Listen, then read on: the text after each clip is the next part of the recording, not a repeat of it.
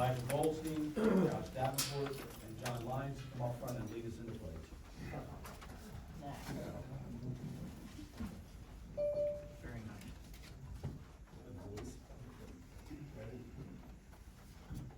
I pledge allegiance to the flag of the United States of America and to the republic for which it stands, one nation, under God, indivisible, with liberty and justice for all. Thank you. While you guys are up here, please stay.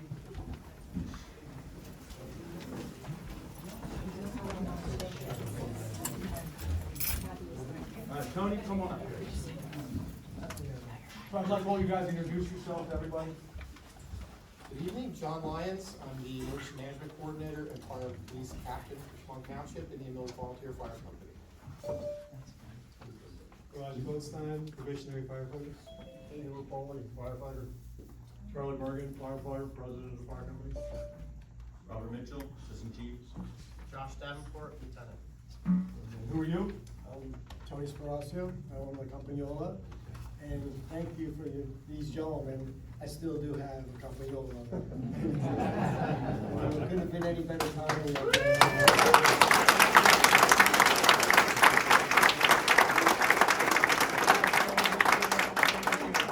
December will be 20 years, we'll be having an anniversary, so I thank you very much. So, we had Charlie Kirk's memorial at our office on September 20th. And that evening, there was a young man who was driving from Medford to go see his girlfriend on Oakshade Road.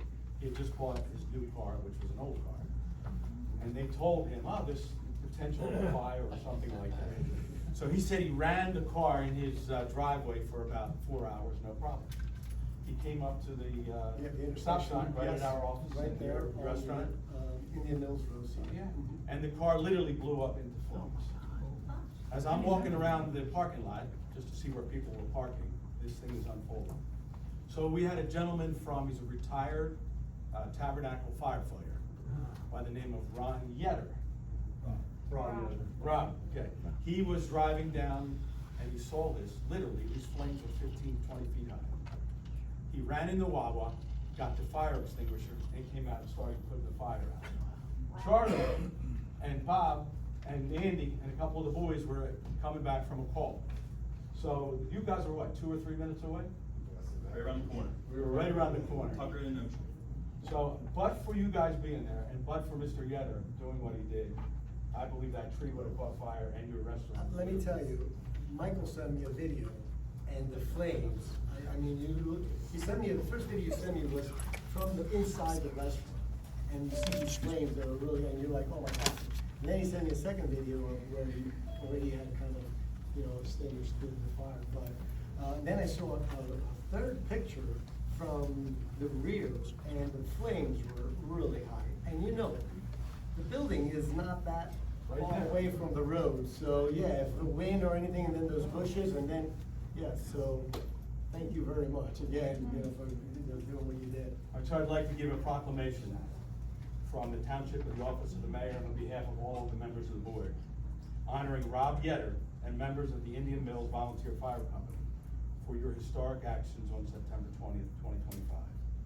On this date, retired firefighter Rob Yetter, while passing through Shamong, witnessed a car engulfed in flames near the popular La Campagnola restaurant, which was full of patrons at the time.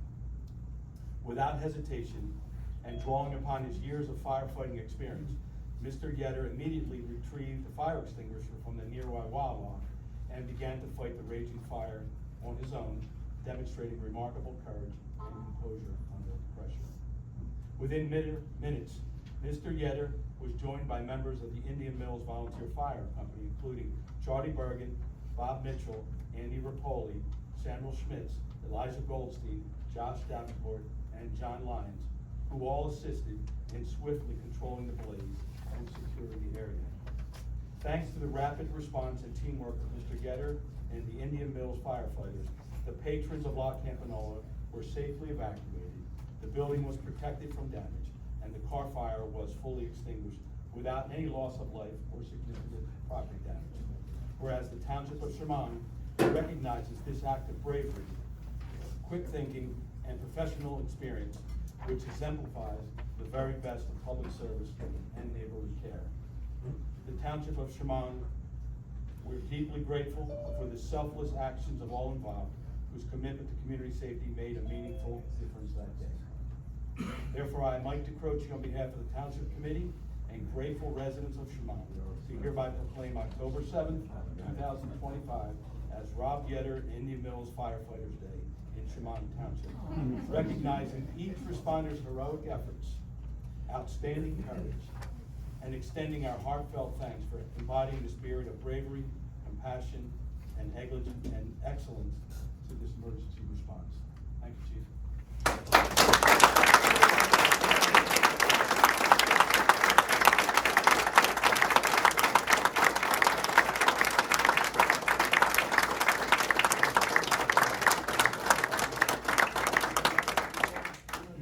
Maybe Tony's gonna have pizzas out in the parking lot. The person who helped us on that call, Mary Croce, thank you for your help. You're welcome.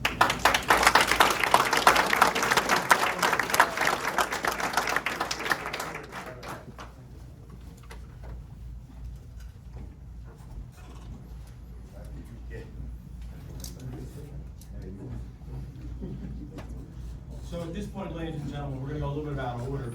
We're going to go into executive session, and I promise we're only gonna go in for 15 minutes.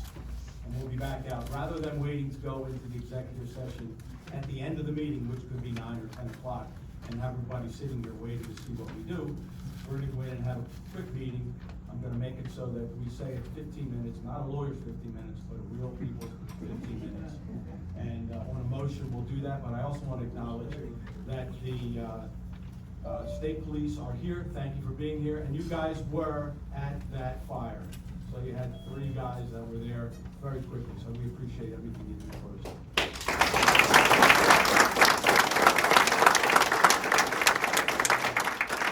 So if there's a motion to go in executive session, we'll do that. I'll make a motion. Thank you. Thank you. Okay, folks, I promise we'll be back in 15 minutes. Go ahead, Lisa. We just have to vote on it. Yes, ma'am. I'm sorry, who was the first? Oh, Neil. Mr. Wilkinson? Yes. Mr. Diamond? Yes. Ms. Mazitis? Yes. Mr. Woods? Yes. Mr. DeCroce? Yes. Okay, folks, hang on a bit. Recording stopped.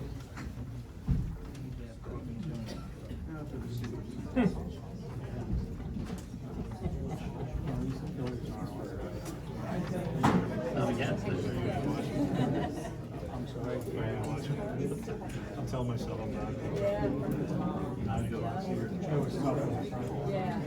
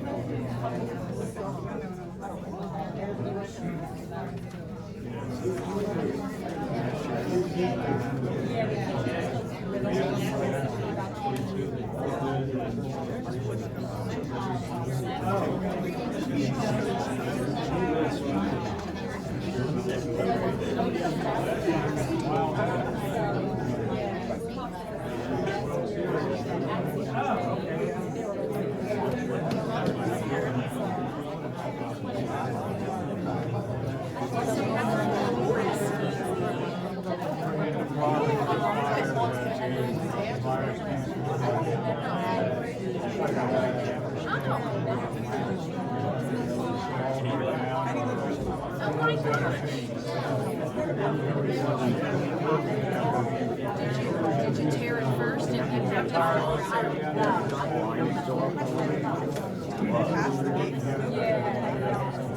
I know my finger and my camera. The thing is, my hand, I smashed this finger in January, and then I smashed this knob in a door. Now I retired about a year ago. Yeah, I stopped about a year ago. I was going to do a year, and then I was like, you know what, no, I'm done, I've had enough. Stop it. I told my financial director, he said, yeah, you can do it. I'm like, good. What's that? I was 59 when I retired, I just turned 60.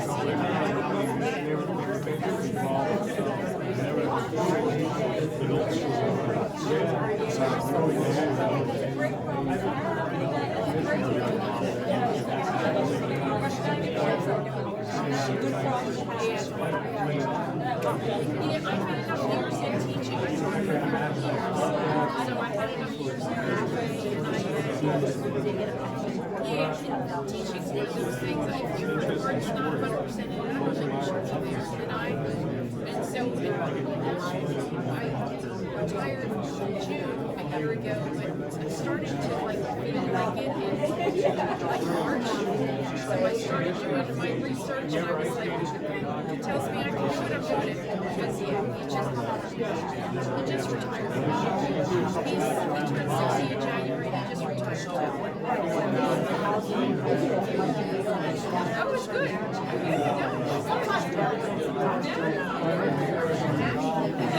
I don't blame you not teaching my generation any the generation after me. I'm 23, so I can say that. It wasn't the kids as much as the parents.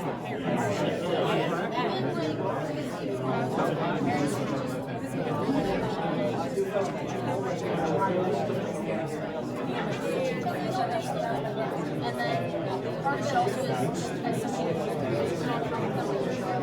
they couldn't help me with my homework anymore by the time I was like, I want to say 12. So like, it gets to where you're showcasing at home and trying to get help at school, trying to get homework schedule, whatever you're doing at your school.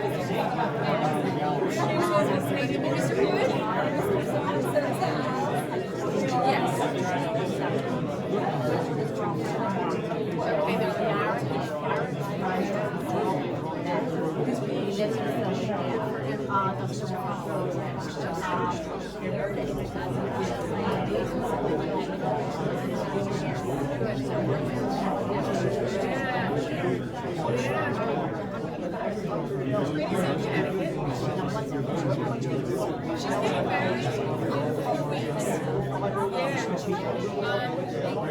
She's getting married in 4 weeks. And so I went to Connecticut. They're really happy. And so I don't think they're going back. He's from North Jersey. They met in college. Oh yeah. They're a nice couple. It's so fun when you go out with your kids and they're adults. Yeah.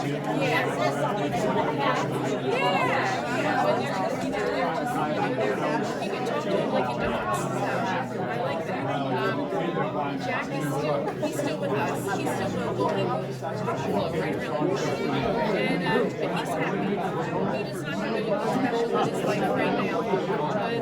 But he's good. He's happy. He's happy. He's a good roommate.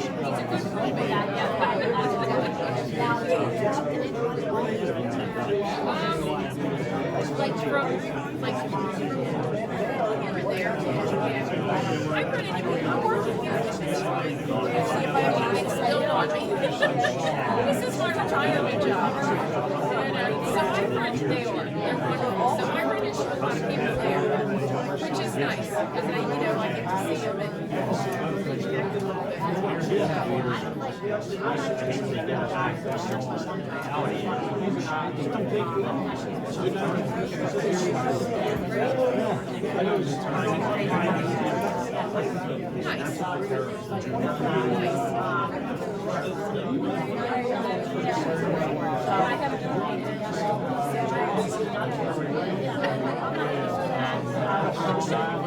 That's my neighbor, she was retired and she's like, oh, there's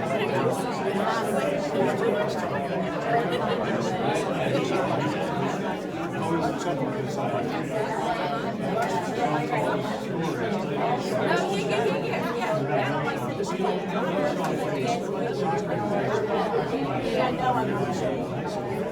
And in the high school right now, this sucks. Because they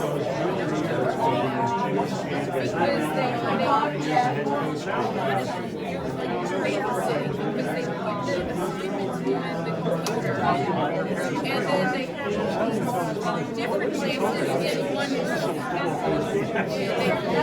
And they stick everybody in one room and you're sort of like, but you're not really teaching unless it's like that.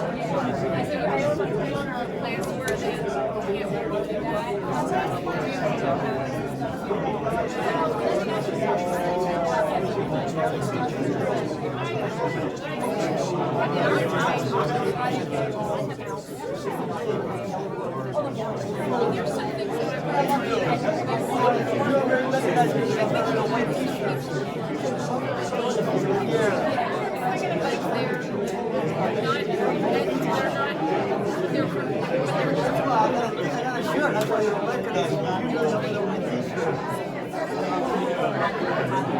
I don't know that I do either, that's my own kind of research judgment.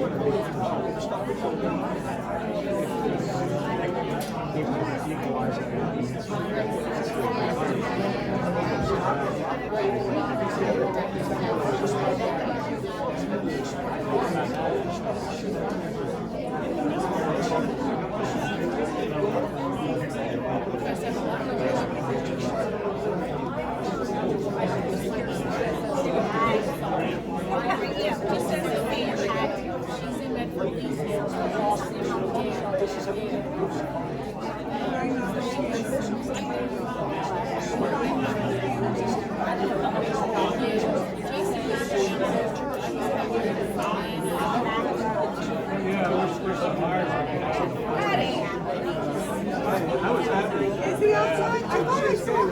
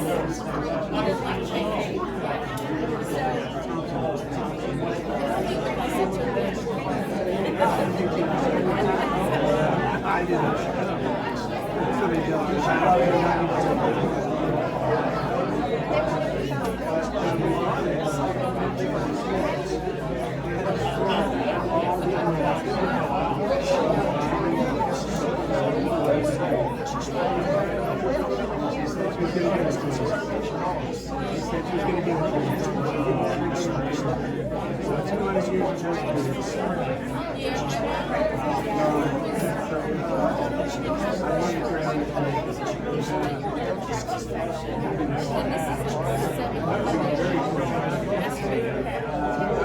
And so then she was with her mother for lunch, and then my sister came in, so she was there. And then she went to my sister's house. She came up to stay with me. She had come up the previous year with her son.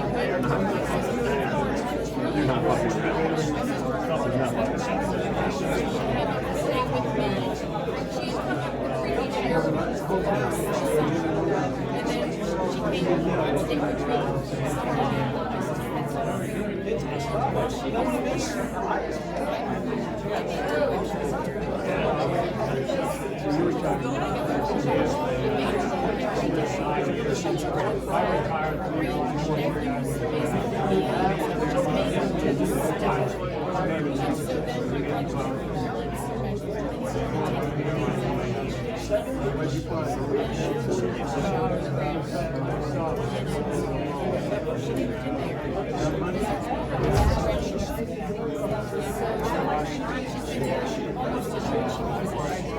with Okay, ladies and gentlemen, we're back. I think we beat our 15-minute timeline. So, after discussions with the full board, we have a resolution to withdraw the termination that we had that was pending against Tabernacle Rescue Squad. And with that, is there a motion?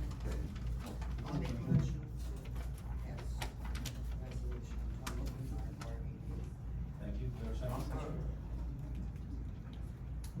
Ms. Buzitis? Yes. Mr. Wilkinson? Yes. Mr. Diamond? Yes. Mr. Woods? Yes. Mr. DeCrutch? I vote yes. So what we've just decided is that we were going to we're gonna rescind our termination with 3 points that I'd like to make. One is, Tabernacle Rescue has 3 ambulances which came from Shamong. We would request and expect that they, do not sell or in any way dispose of those ambulances, which were purchased with Shamong's taxpayer funds and donations. That's number 1. We would ask that we get monthly updates for your finances. And lastly, we would ask that you give us monthly updates as to your response time and the amount of calls, percentage of calls that you make. And with that, we rescind the termination, and we'll move forward under the existing contract, just as we did before. So with that, if there's anybody that wants to leave, we'll take a 2-minute break, allow people to leave. If not, we'll continue with the meeting.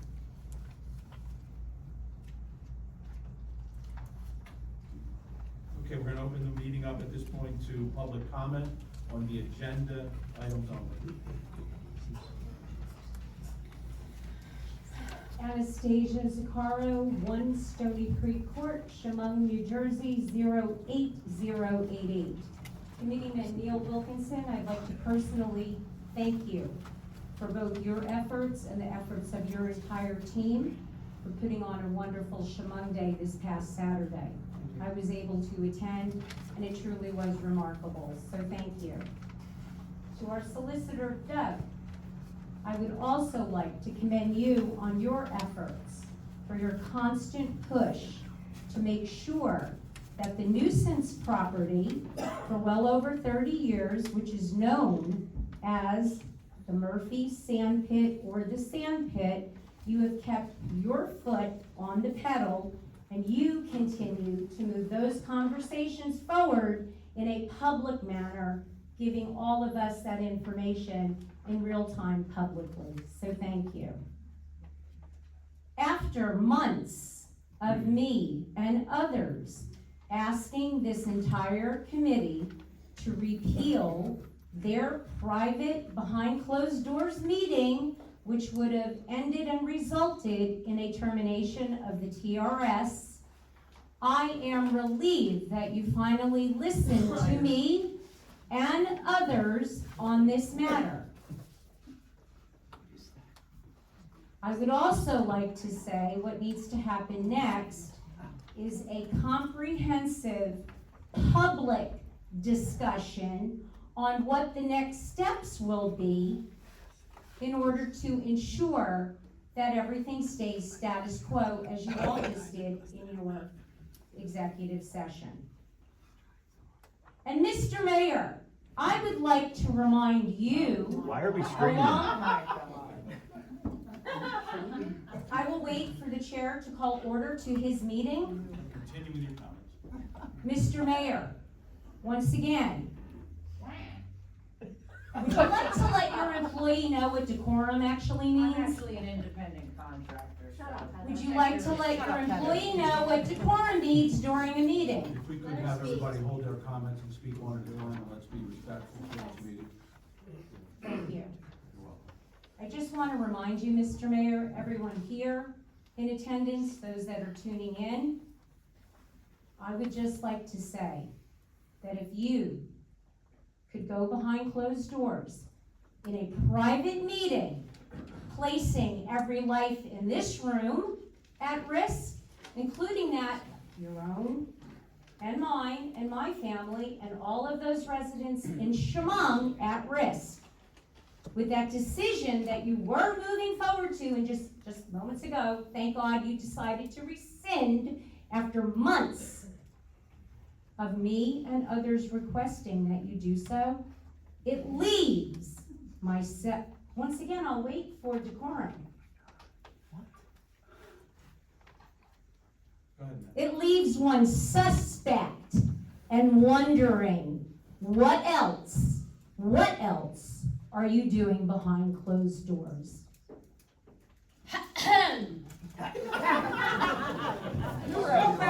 Philly. Does anybody else? We got one donor from Shamong. Let's be respectful of each other. Does anybody else have any comments? I just want to talk about private and behind closed doors. How about we read from your elect filing where all your donations Go come right from? ahead, it's quite impressive. Public. And it's Yeah, probably no one from $10,000 Excuse me, from would you Philly. please be quiet and let her speak? Point of order? Sit down, Would fast. you just address the board? That was me. Yeah, you're. Yeah, Excuse sit me, down, sit sir. down, Chuck. Excuse me, sir, wait your turn. It's not the agenda item. I don't know how to wait for the. I didn't bring this up. I'm just rebutting here. Well, sit your fat ass down. Whoa, is that personal? That sounds like a personal. Go back where you came, because you're not from here and you ain't one of us. Would you please, ladies and gentlemen, please, please be respectful of each other and just make your comments to the board. So my comment is, I don't care how much money the Philly Democrats dump into Shamong, our votes can't be bought. We're gonna stay conservative, we are conservatives, and nothing is changing. Shamong will stay red. That's right. That's right.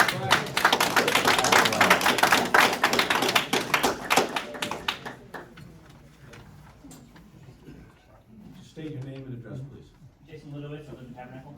Tabernacle, welcome to Shamong. Thank you. Slightly off topic, I apologize, but I just want to thank you, Mr. Mayor, in your announcement, not the one your paralegal made, but the one you made.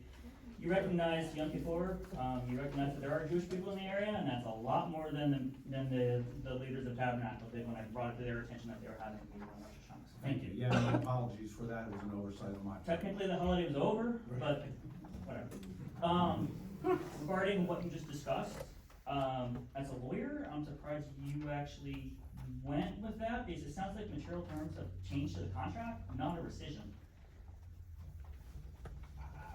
In addition, I'm kind of surprised that you didn't mention anything about TRS is housed in Tabernacle. They do a great job, they serve this whole area, but they're in ESB in Tabernacle. Right now, they're slated to be kicked out in less than a month. If they're gone, how do you expect them to do their job and provide service for you guys? To your knowledge, has Tabernacle talked to you about whether they're planning on doing anything? Because they're opaque as hell, can't get anything out of them. And their next meeting's not until the end of the month. So, do you have any information that you can share with us? Good question, yep. I don't know what Tabernacle's going to do, but you've been following this, so we never really drove the boat on this issue because we had an agreement with Tabernacle Rescue Squad for them to essentially cover Shamong. When they lost Lumberton back in January, things began to change for them, and they started missing a lot of calls, which was a concern for us. When we learned that they were potentially going to dispose of Shamong's 3 ambulances, and we also learned that Tabernacle was most likely going to end their contract, we needed to act to be sure that we didn't lose our ambulances. So as far as we're. Sorry to interrupt, they're not yours, if they own them, they're theirs, and again, as a lawyer, you should know. I'm not gonna argue the law with you here, but I will tell you right now that the position of Shamong Township will not be any clearer than this. The contract terms are as clear as day about ownership responsibility on the end of termination. And if the statement made by the mayor is this: we are rescinding with TRS, the termination. The expectation is that during this time, they're not going to dispose of those ambulances. That's the expectation. If that expectation is not met, then that's gonna factor into future discussion with TRS. We have to have future discussion about how this is gonna work going forward. I don't wanna get too far into the future on this issue, but until all the parties get real about how we're gonna provide EMS coverage in an ongoing basis when the sand is receding underneath of us in terms of cost, lack of volunteerism, mandates from the state, there's work to be done. And we need to be in communication better than it has been in the past. And part of that communication tonight is do not dispose of Shamong's ambulances during this time period. And I appreciate the extra information, but, respectfully, sir, I just wanna make, based on what your lawyer just said, it sounds like those are just expectations, they're not requirements that you're putting on Tabernacle, on TRS, I should say, because again, that would be a change to the contract. So is that what this is? And we're going under the current terms of the contract, and they are our expectations. We don't expect that they're gonna go sell those ambulances while, if there's a dispute and they allege that they own them, that's something that we can talk about or fight about another day. Our interest is to protect Shamong's 3 ambulances which were purchased with our funds, and the language in that contract we can test is clear. So that's just, if they do whatever they do, then there'll be ramifications, right? So. Understood. Now, the other point I'd like to make is, as you know, we cannot meet unless we're in executive session to discuss these things. Sure. So we go into the back room to have a discussion, and that's what occurred in this case. It's, the way that I like to conduct business is to have people like now be able to come and talk about what their ideas are without screens or without disrespect to each other, to try and solve the problem. That's what we're trying to do. Sure. And so what is the plan if Tabernacle does not rescind?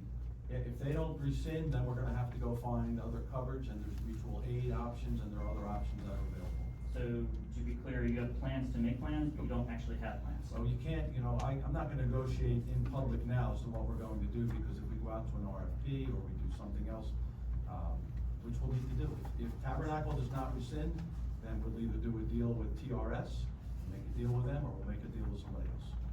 Our focus is to make sure that when you call, when residents of Shamong call 911, that somebody timely responds and you get them to. Go ahead,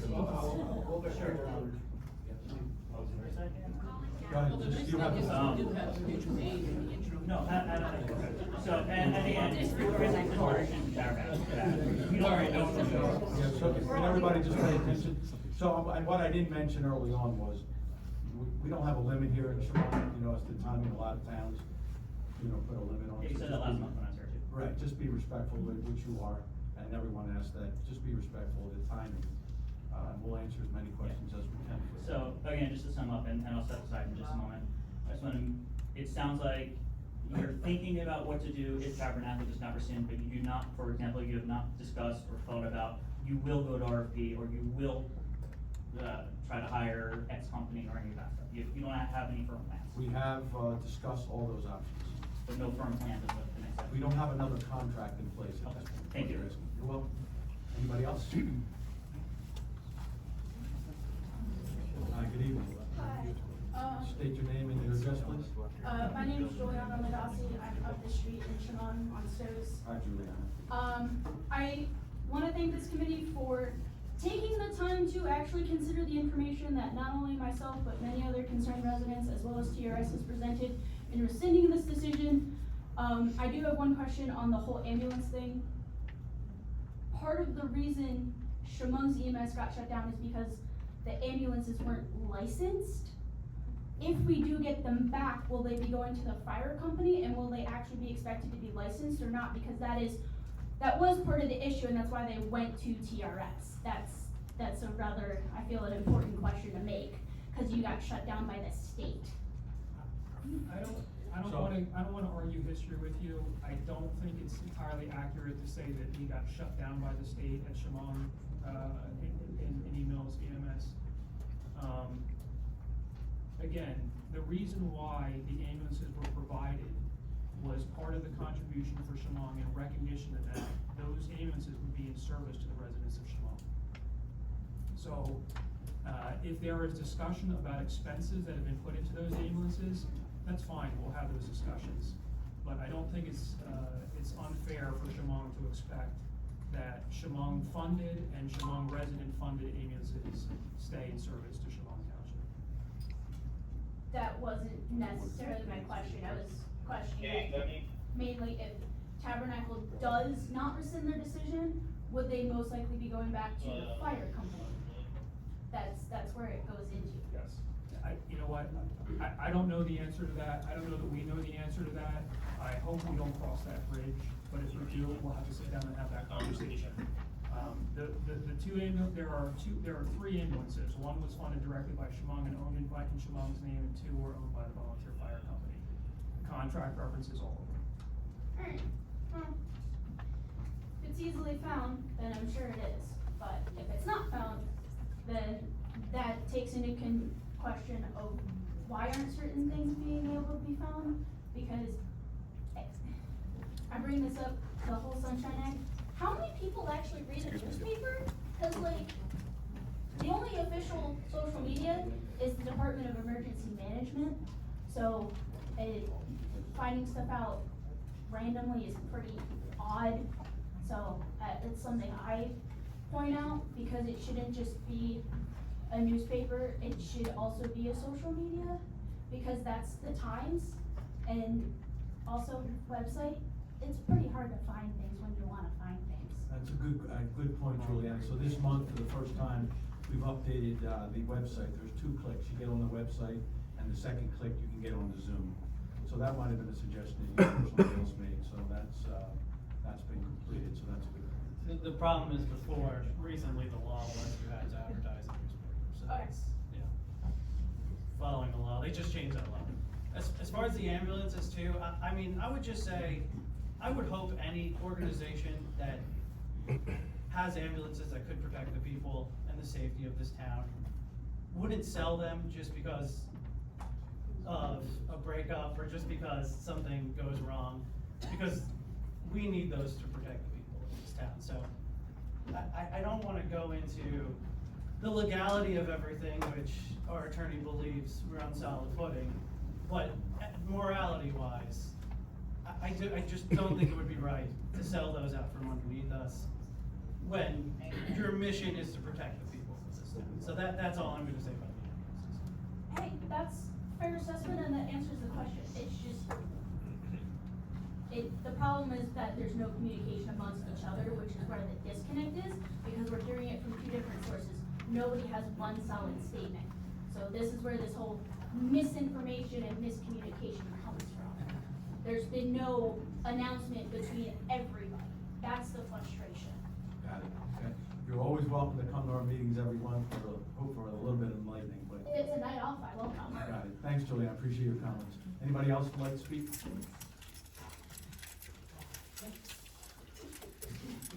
Please state your name and address. Michael Lombardo, 372 Atzheim Road. Hi, Mike. I just wanted to say, number one, I want to thank the entire board, because you guys give up a lot of time and effort and energy that I personally have never done, and I can't imagine all the constraints and things you miss in life just because you go ahead and provide a service to all of us. And thank you for everyone here. Thank you.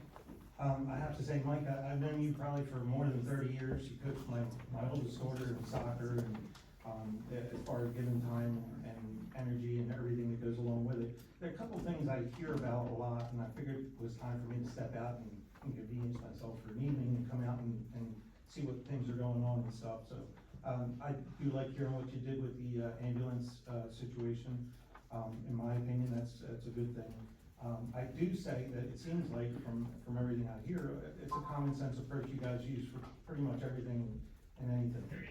One of the things, we live right by Murphy's Pit, and I know there's been complaints about people doing that. My kids, when they were little, they ran a Murphy's Pit, and I think it's kind of great if you can let kids be kids and actually do things that are outside physical activities instead of being on video games and in front of TVs. I think that's actually a good thing. I don't know what the outcome will be here, but I hope for the sake of kids, they do get the freedom of living like we did when we were younger and get outside and do things and fun things. I do want to thank you again, Mike. You were instrumental. I spent some time in Florida. I wanted to come back here. You actually hooked me up with the Opeachy building project here.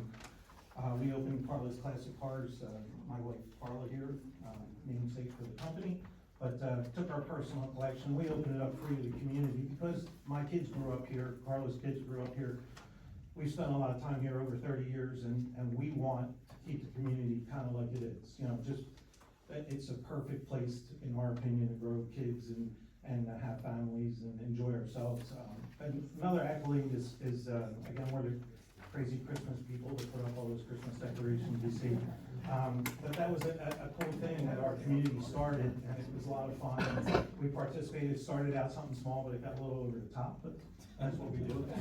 We're a little over the top people if you haven't figured that out yet. But I just wanted to say thank you. I appreciate it.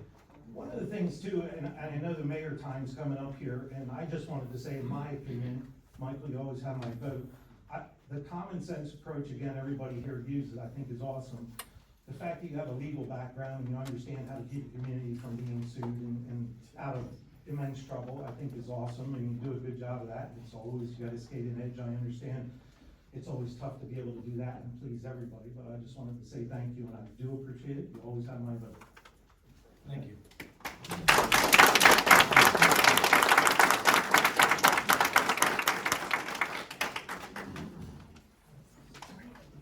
Good evening.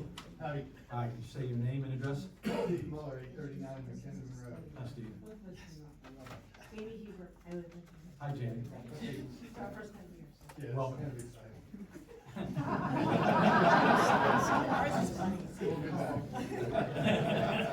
So, we need some, I just wanna focus on a couple aspects. We were told, or I came to hear that the area that I lived in was zoned farmland. McKinnon Road. And so, but I checked on the county records and mine is registered as residential. So I'm assuming they're all residential lots on McKinnon Road. That being the case, and it's residential, can you actually have livestock on the property? Our next door neighbor, has 3 goats, 3 dogs, and, see? Here we go. So that's my question is. Oh, sorry guys. I can put you in contact with our zoning official. Well, that's what we don't know, when we did check. You can call my office. They did say it was all farmland, but you know, I said maybe 40, 50 years ago, but now it's a residential suburbia, you know. We don't have any ordinance against animals. And what's that? We don't have any ordinance against farm animals. So I could have horses. Yeah, but their dogs too, their dogs are, like I've had to change my candy from the dog. Three dogs or 3 goats. They bark, bark, bark. I don't know what to say. The way the goats, they had 2. One died already in worms. Then they got another one. Now they have another one. And it's a fenced, run. And I feel bad for the people on the other side of it because it runs right down this driveway. Like all day today, it was, I put it on, it sounds like a baby crying, and I love kids, like, all day long.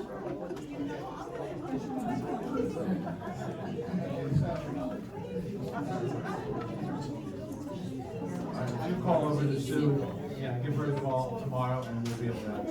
So there are ordinances about having animals on property that I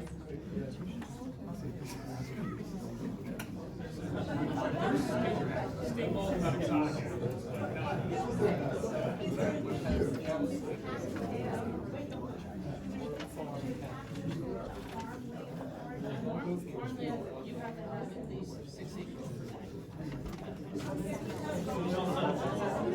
You also have to sell a certain amount of product. Yeah. It has to be with kids.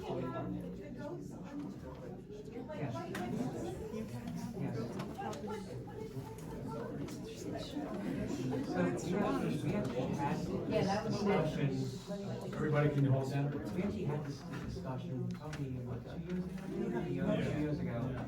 So it was the joint land use, the joint land board, they actually put a report out, with recommendations on where farm animals could be in Shamong.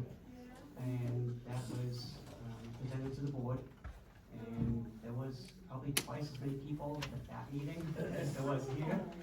And it was resoundingly turned down. That people wanted the ability to have whatever farm animals, and even how there was provisions for how to house animals in that.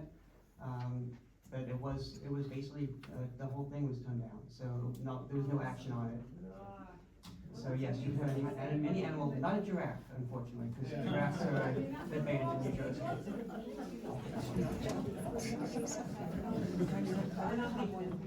If you speak up so everybody can hear you. And talk in the mic. So anyway, so again, the dogs, though, you can't walk past their house, and you are walking in a public street, and everything that Lisa wrote on the note for us that was, that the information she gave us was exactly what the dogs do, and they shouldn't be doing it. Can't walk past their house, you can't come out to put your garbage out, you can't unpack your car from the groceries, because the dogs are right there, and they're the whole time. And then you go inside, and like, we're next door, and I'm upstairs today, and I recorded the goats, because it's bah, bah, bah, like for hours.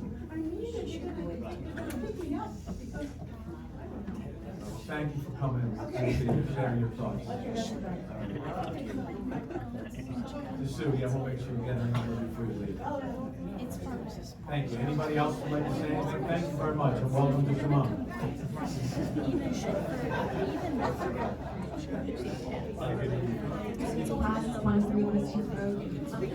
Can everybody hold it down, please? This is in reference to the meeting that was called and then abruptly canceled. Where was that notice put? I put it on Facebook. On Yeah, I think it was your on. private page? Yeah, I think it might have been in Shackleton or something, but also. Cause I didn't see it, Yeah, like, also so we on have to be your friend on Facebook to No, know. originally, cause I'm not, a good question. Okay. Since I'm not so savvy, I think I put it on my webpage and didn't share it because I didn't know how to do that. So Okay. then I think we put it on Shackleton. And the point was to reach people in Shamong so that we could have a discussion amongst the Shamong residents and bring them up to speed as to, what was going on, because we have a lot of people from other towns with other agendas that were coming in. And I wanted to hear from the people here. Do you see where that can get a little? Yeah, absolutely. Yeah, absolutely, and I think I didn't handle that the right way. Because next time I'll friend all of you. And Yeah, that's yeah. what I Well, need to I do. think that was because we didn't have any, reference of that, so I think that was a private meet and greet by them. Yeah. That wasn't a township saying. That was me trying to reach out for our residents. To your friends. Well, That to was everybody, everyone in Shamong was invited. Well, you're allowed to just have a meet and greet with people, right?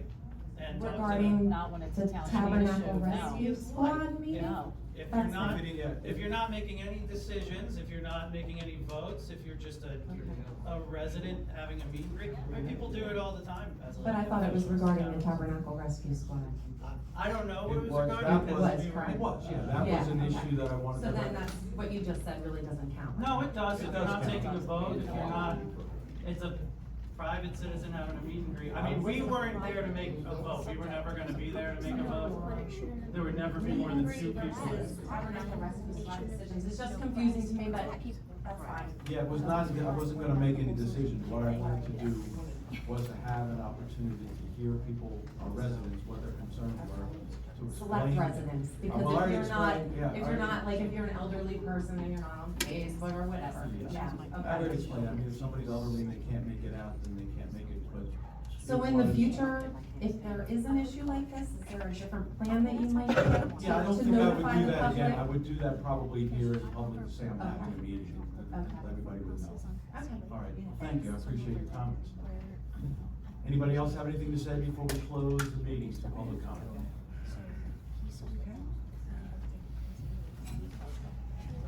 State your name and address, sir. Bill Ryan, 1 Center Creek, Close, Shamong. Again, believes that you've taken the step. Some of us have been calling for this for quite a while. The problem is incomplete. You only have said you'll try to have this contract continue. There's no plan on how to address any of the deficiencies you brought up, or as the reason you did some of this stuff. There's no plan on addressing the concerns that the rescue squad has said they have financial issues that need to be done. Last I checked, your budget was done in June. Unless you have a couple $100 grand stuck away somewhere, it's still a great job, but, you know, that's gonna be an issue. I'm not going to say that you shouldn't do something. What I'm here to suggest is, it may be a good idea, considering the confusion, the going behind closed doors, the private discussions. Follow maybe a little bit of the example of the tabernacle. Create some sort of subcommittee, so that you don't have more than 3 in a room, right? You at least have 2 members or 1 member that can act as liaison. But deal with the public in a public way.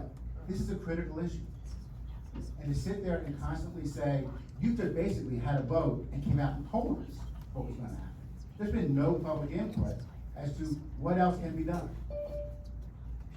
The rescue squad, as you all have pointed out, and others, is hitting about a 67% success rate on their calls. What can be done to help get them to 70% or 75%? What are your ideas about that? Well, that's actually why I want to sit there and have this conversation, because the reality is even the county has said that if you pull these, if this was going to happen, there was a ripple effect that would impact other communities. So it's not just here. But maybe there should be a conversation as to, is there a better strategy on working with the county to create a regional approach? Maybe there's a way to start looking at having it so you can have Southampton be part of this partnership, or others. I'm not the elected official. I do have some ideas. I've never been asked for any. I just asked you. Right, I just gave you one, at least one, right off the top of my head. Well, those discussions have ongoing, they've been going on. Well, clearly not, because Lumberton is. Bill, here's the deal, we cannot discuss everything with you if we're negotiating with one town or another. It doesn't help us in the end. That's why when you call them back from dealers, that's why we have to have those discussions. So if you have Hey, ideas. first of all, that's not true. Because the executive session is for the purpose of legal conversations, not sitting there and saying, what other strategies can we look at and implement? And by the way, the solicitor, who I think does a good job, was quoted in the paper as saying, one of the reasons you went behind closed doors a while ago, when I raised this issue, as it related to the fire department, was because you didn't want to have somebody identified as being pro or anti-fire. That's not a legal issue, that's a political issue. That's not the totality of what was said though. No, yes, it was. No, they are our volunteer fire company. We have a contract with them, under the ordinance, under the state statute, they are designated under our ordinance as our fire company. So any financial contribution, all those things are ongoing negotiations. There's an exception under the law for contracts, negotiations, and attorney-client, which all deals with that. When two parties to a business transaction do a deal, everybody gets to leave the room and talk about their position and come back in and make proposals, right? That's permitted under law for. My point was, your quote was, you don't want somebody to view you as pro or anti. But That's part of No, contract. that's not a part, no, Yes, that it is a political position. All right, well, I'm not gonna debate this. My point is that there are conversations happening that the public can actually contribute in a positive way. So this is the chance, right? No, For the well, public to okay. contribute. We give everybody as much Absolutely. time as they possibly want, and this is the chance. Well, except that this is not the only subject, there's 15 or 20 other items on your agenda. But we are giving you unlimited time to speak about this. So this is the chance. Okay, so here's my suggestion. So, yes. One, communicate to the Township of Tabernacle We have, that, really, because you just took the vote 20 minutes ago. we have talked to Tabernacle throughout. Okay, well, you haven't communicated in writing, right? You haven't put the plan out together. You have, number two, form a subcommittee that actually engages both state, community, and county officials and partners. Because you didn't include the school district when you pulled this last maneuver, and they didn't know that they weren't gonna have ambulance coverage. You didn't inform the county, because they showed up at Tabernacle to say, we didn't know anything about it, and here's the ripple effect. I'm saying there are other strategies, and if you wanna spend all night up here doing that, we can do it, but I don't think it's a good use of anybody's time. So if you wanna, that's my point.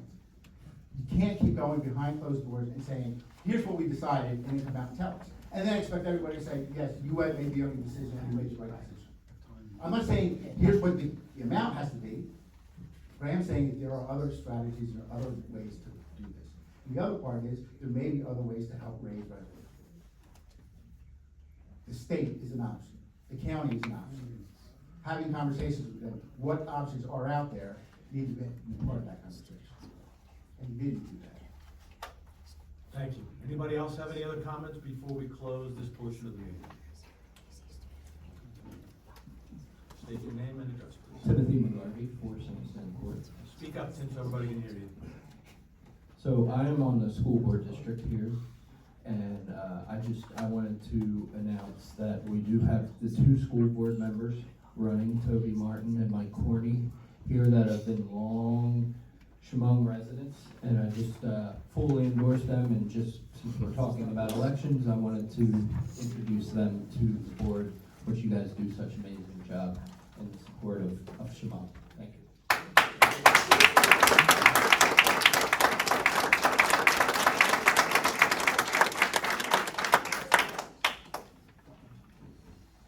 didn't want to jump in front of anybody else. George Jackson, 3rd Chief Tabernacle Rescue Squad. First, I'd like to start by thanking the committee for your actions tonight, and I look forward to working forward. Or I'm sorry, I've talked too much in the last 2 months at this point. I look forward to working with you guys towards a solution for this. I think that through this whole process, I think that we both learned a lot, and I look forward to working with the town to make this. Some of the things that you stated, as far as the vehicles, I wouldn't sell anything unless we had a conversation, obviously, useful light trucks and stuff like that, we thought we could discuss that, I'm not worried about that. And some of the other things, I think that's just part of our discussion as to exactly what you guys want from us and what we can provide you, there's certain rules and things of things. But one thing I would be happy to share with you, just because, you know, when this happened, you know, and we readily admitted that we were having some issues. I think Mr. Ryan stated 67%, which is probably an accurate number. I believe that is the accurate number. So I have September's number. So I just wanted to share where we are at this point.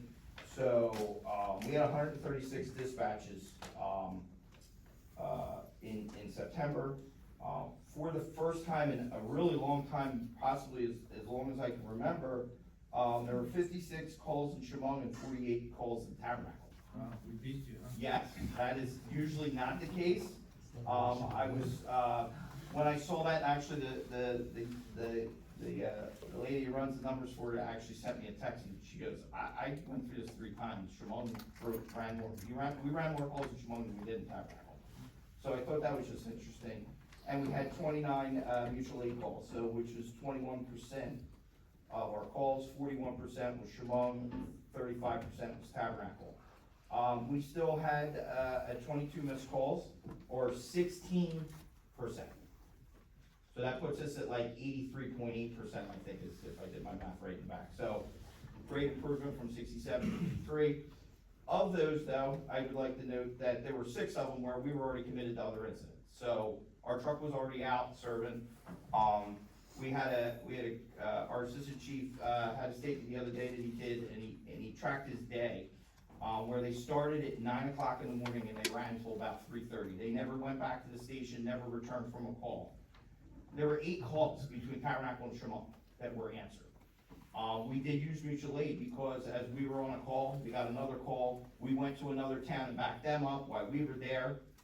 We got another call, and the mutual aid, the system worked exactly how it's supposed to work, because the ultimate goal is to qualified EMTs to the patient is available as soon as possible. And that's what happened that day. And it was just an interesting story. If you have a chance to see it, I'll be more than happy to send it over to you so you can read just the story of a day of it. It's not every day that happens, thank God, but it was just a day, an example of where if you looked at the pure number of it, it was like 64% that we answered, but it was because we were somewhere else. We were that busy that day, and it just, some days we had a Saturday that we ran 1 call. And that day we had 8 or 9 calls in that day, so it kind of fluctuates. Mr. Ryan stole my thunder a little bit. I would like to put a subcommittee together, with a couple of the officials and members of the squad so we could talk through this and move forward with plans of what we need to do to keep this going. Hopefully this is step number 1. I was happy to, right before I walked in the meeting, somebody took a picture of the agenda and sent it to me, and it kind of gave me a little bit of relief, so I am happy to see that, and I appreciate it. Next step is Tabernacle. Hopefully discussions are where we are, and we'll be good, and we can move forward from this, and our agency continue to serve our communities like we have.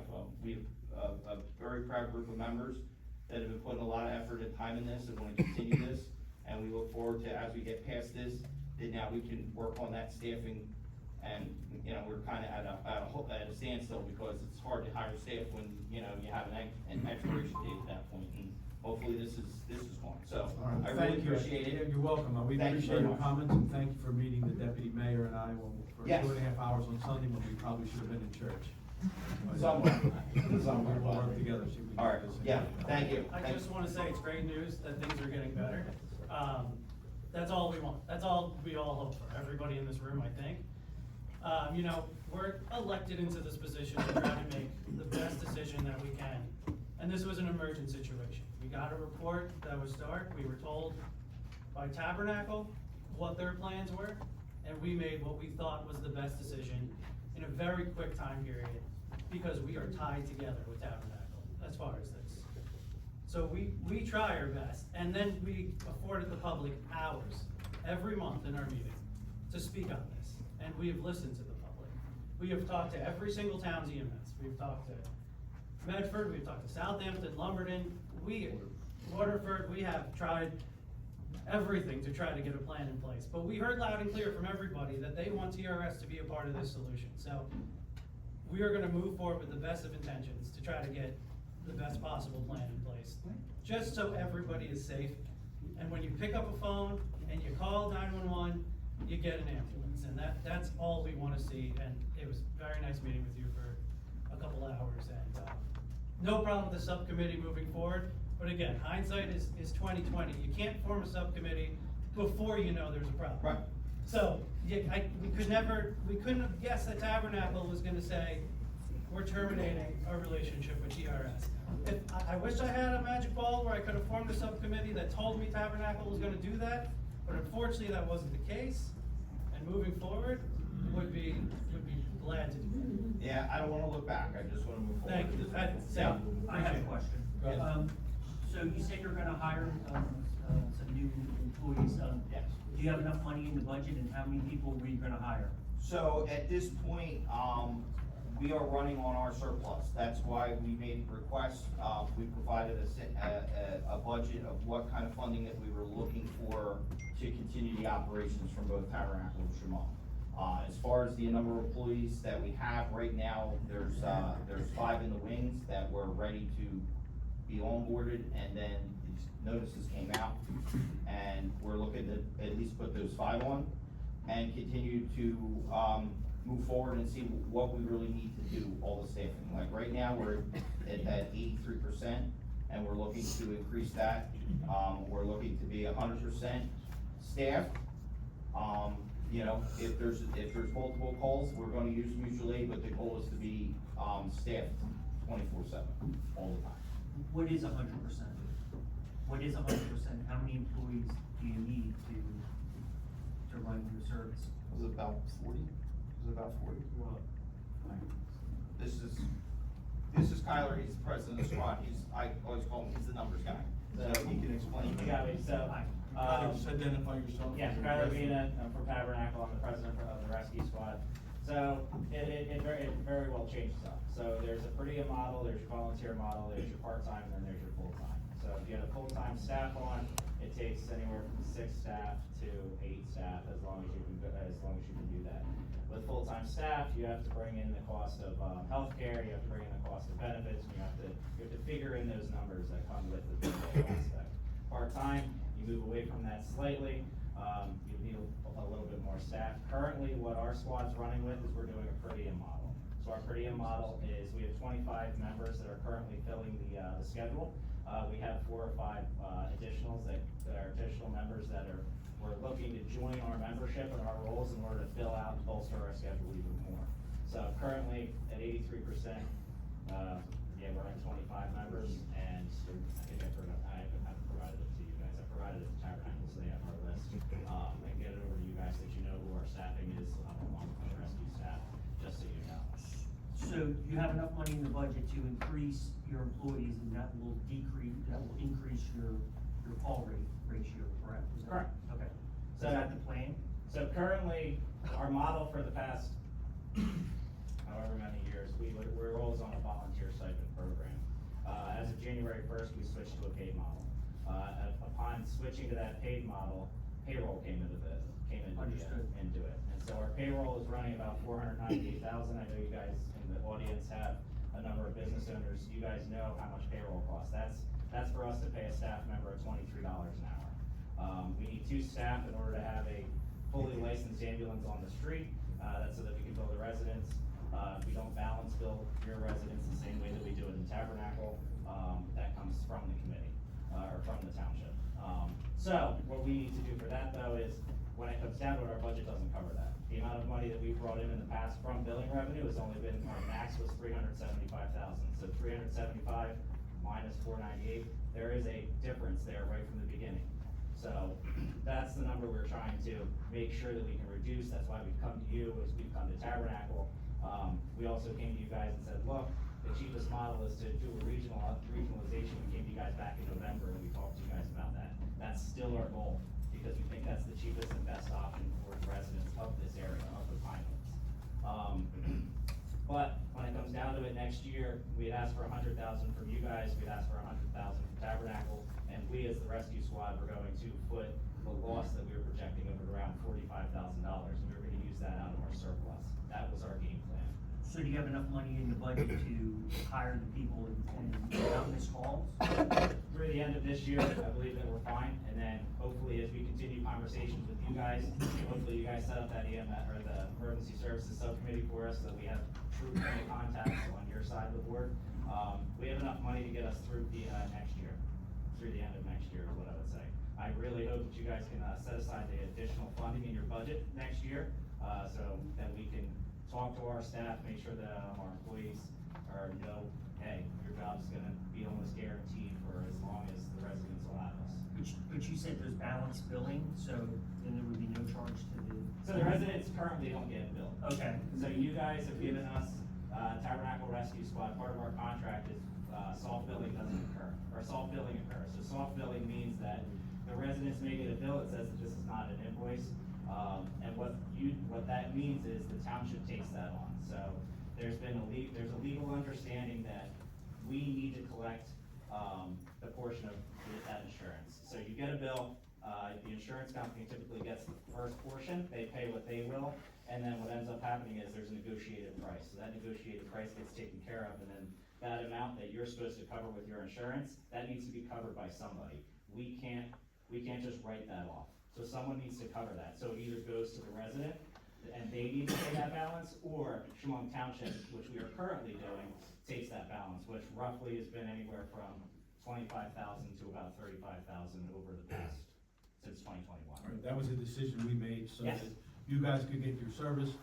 The people who used your service would not get billed, and we would take it out of our township funds. Yep. And And we do the exact same thing with tax. Yes, the exact same method that we do with Tabernacle. Okay, all right, thank you.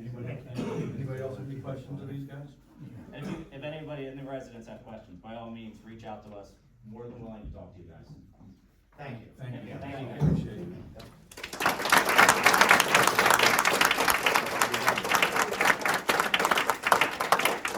Okay, I think we're rounding the third base. Yes, sir. Free Warden, good evening. Good evening, Jason Stetzer, 17 Way Victoria Lane, Waterford Works. Hi, Jason. I gotta get going, I got work at 5 o'clock in the morning, but I'm usually in the woods. I recently got kicked out, I don't know how many people here are aware of what's going on in Warden State Forest with the New Jersey DEP. I was a person that never got involved in politics whatsoever. I was in the woods, or I was working, or I was at home with my family. And they kicked me out of the woods, so here I am, and I'll be at Waterford Township meeting tomorrow. And I'll be getting involved with elections and senators and councilmen and so on and so forth. Jason, who kicked you out of the woods and why? New Jersey DEP, they said it was for my safety. I've been going out there since I was 10 years old with my father hunting, and, well, since I was in Vipers canoeing with my parents. But so I'm here now, and I'm gonna be at other places, and I'm not gonna stop, because that's how this is supposed to work, right? Yes, sir. Just real quick on my way out, observation that I've seen my first time attending here. It seems you guys are doing the best you can to take a common sense approach to difficult problems. And some people, it seems, want answers that you just can't answer yet because there's a lot of moving parts. Just my observation, thank all of you for your service and your commitment to the community. We appreciate it. Everyone have a good night.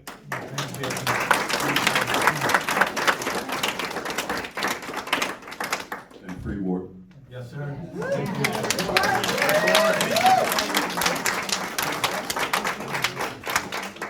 Okay, anybody else rather spoken like to say anything? Okay, seeing and hearing none, we'll close this portion of the public comment and go on for items for discussion and possible official action. If anybody wants to leave at this point, we won't be offended, but you're welcome to stay. Number one is the approval of the minutes for September 2nd, 2025. Take a break. Thank you, everybody. No, I'm trying to get out of the way. I thought I was trying to tuck myself in the corner. Hold on.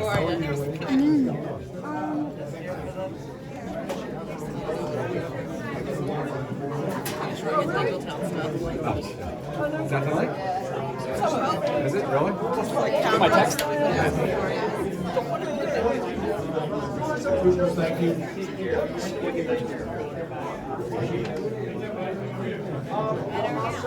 fine.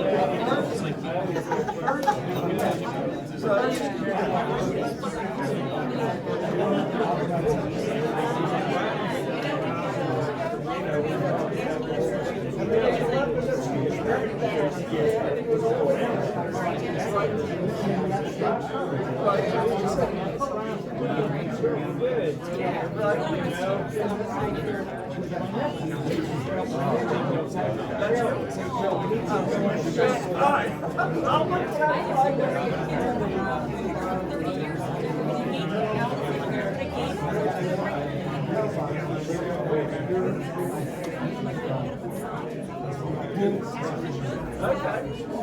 I won't miss that. I'll send the invite to you. Okay? Well, let's be real. I don't see you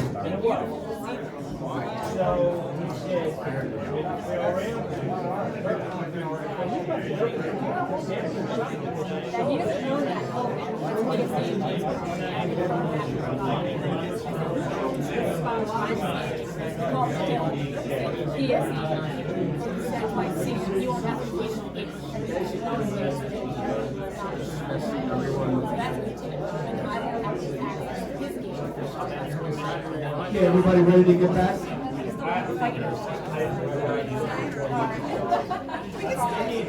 Alright, I'll talk to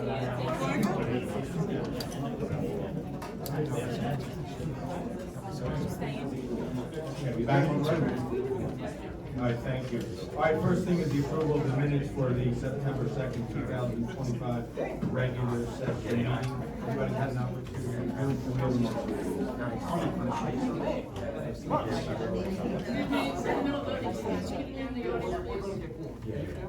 I'll second. Ms. Guzaitis? Yes. Mr. West? Yes. Mr. Wilkinson? Yes. Mr. Diamond? Yes. Mr. DeCruz? Yes, next is the Borough Code JIF Fund Commissioner Report of September 16th, 2025.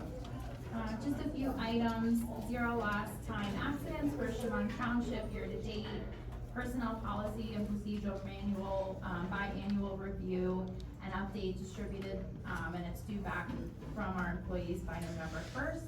Anti-harassment training offered to volunteers and employees, and our next meeting is at 3 p.m. on October 21st. Great, thank you, Lisa. Next is the mayor's request that we had for additional cameras at Dingleton. Can you give us an update on that? So we've been working with our IT as well as IMAA. They have requested some cameras both at Dingletown and Stony Creek. We've had a recommendation from our IT department, and I've gotten some pricing quotes in comparison to what he had given us. And we're looking about $160 each. So for both parks, a total of 8 cameras would be $1,300. We would also need to put up some video surveillance signs we'd need to purchase. Our Public Works would install the cameras for us, and this is gonna be Wi-Fi connection, so we won't incur any additional monthly cost for them. Our IT department also confirmed that we're able to feed them to our cloud, and that's at no additional cost. So we'll be able to take care of all that, the concerns about the security there. All right, great. We had a couple issues about security and some missing baseball gear, softball gear. We're trying to sort that out together. We're also looking at the Wi-Fi strength over there. We might have to put some boosters in and be able to hold this with some of the cameras that are run off of solar, so that'll be helpful as well. Great, thank you. Thank you, Lisa. Next is the result of the Burlington County's Engineers Office intersection control evaluation of the intersection of Stokes Road and Grassy Lake. We had requested the Burlington County Engineers Office to do a evaluation. They have given us a detailed evaluation and determined that at this time, the implementation of an all-way controlled stop is not recommended at this time. So what they will proceed with is two-way stop, and they'll have signs on the other side, advising that it's only a two-way stop, but they will not be putting a four-way stop there. Okay, great. Next is the update on the Eagle Scout project. Susie, you gonna do that? Yes, I spoke with Matthew Riley today, he's our Eagle Scout project for this year, and he's, put together a nice plan to, replace the planes. If you recall, we had to pull a lot of the planes away from the building for the insurance reasons, especially by this wall right here that faces Stokes Road. And, he's got a mixture of roses and, boxwoods going in there along that road. Public Works has paved some of the way for him. We're gonna have some additional work this week out there. And, they will be planting the trees, out that side on Saturday, so as well as coming around in the frontage on Willow Grove Road, they'll also be replacing them with a lot of, hydrangeas. And then, when you're walking out the parking lot on the far end of the building, there's a large, semicircle void space underneath the tree with just mulch. So they're gonna be putting in some bulbs in there, primarily, daffodils, so, that's coming along nicely, and, he might be coming back to you, Mayor, for a letter of recommendation if he needs it, and there might be some other signatures or approvals that we have to do from the committee, but he did this, it creates all funding, found an architect or a local, landscaper to big recommendations on hardy drought resistant plants, and, should be good for years to come. All right, good. As far as the recommendation, he's got it, and he's gonna be, the range is gonna be in time, I think, for his Yeah. planting. Thanks, Sue. Next is the 2025 RFP Subcommittee Appointments. This is an annual appointment, and, historically, it's been a member of the committee and myself that have done that. We got an RFP for our, professionals that are gonna hand over 725. So specifically, it's our, township committee, solicitor, engineer, and our auditor that we go out for every year. So looking for somebody from the committee to represent the committee, and then, also I would highly recommend in the transition of the, include this in the correspondence and Anybody interested in doing that? last year was served by Neil, before that, 2 years prior to that was Chris Center, and then it was, Martin Situs, so, I think this is more next year. I don't mind taking my turn unless somebody has a big interest. Thank you. We need a motion by the township committee, so. We have a motion for, Brian? I will make a motion for Brian. I'll second it. Ms. Guzaitis? Yes. Mr. Diamond? Yes. Mr. Wilkinson? Yes. Mr. White? Yes. Mr. Croce? Abstain? Yes. And your wife will be so happy you have one more thing to do. Yeah. I'll let her know. Thank you. All right, next we're gonna move to the, budget funding for health insurance, and then we're gonna have a presentation by Neil for allclaws.org pet entry. Can you bring us up to speed on what's happening with our health insurance and how much that's gonna help this year? We are still in a fluid situation. As of right now, it's being reported that the state health benefits plan, local government is plus 32.7% medical and 62.9% prescription for the 2026 rate increase. They have had some meetings with the plan design committee, and they've adopted some resolutions to try to meet the $75 million that's required. So they've been cost shifting, so they've been recommending, encouraging members to use generic drugs, maintenance medications, use mail service, some more restrictions on the GLP-1 drugs.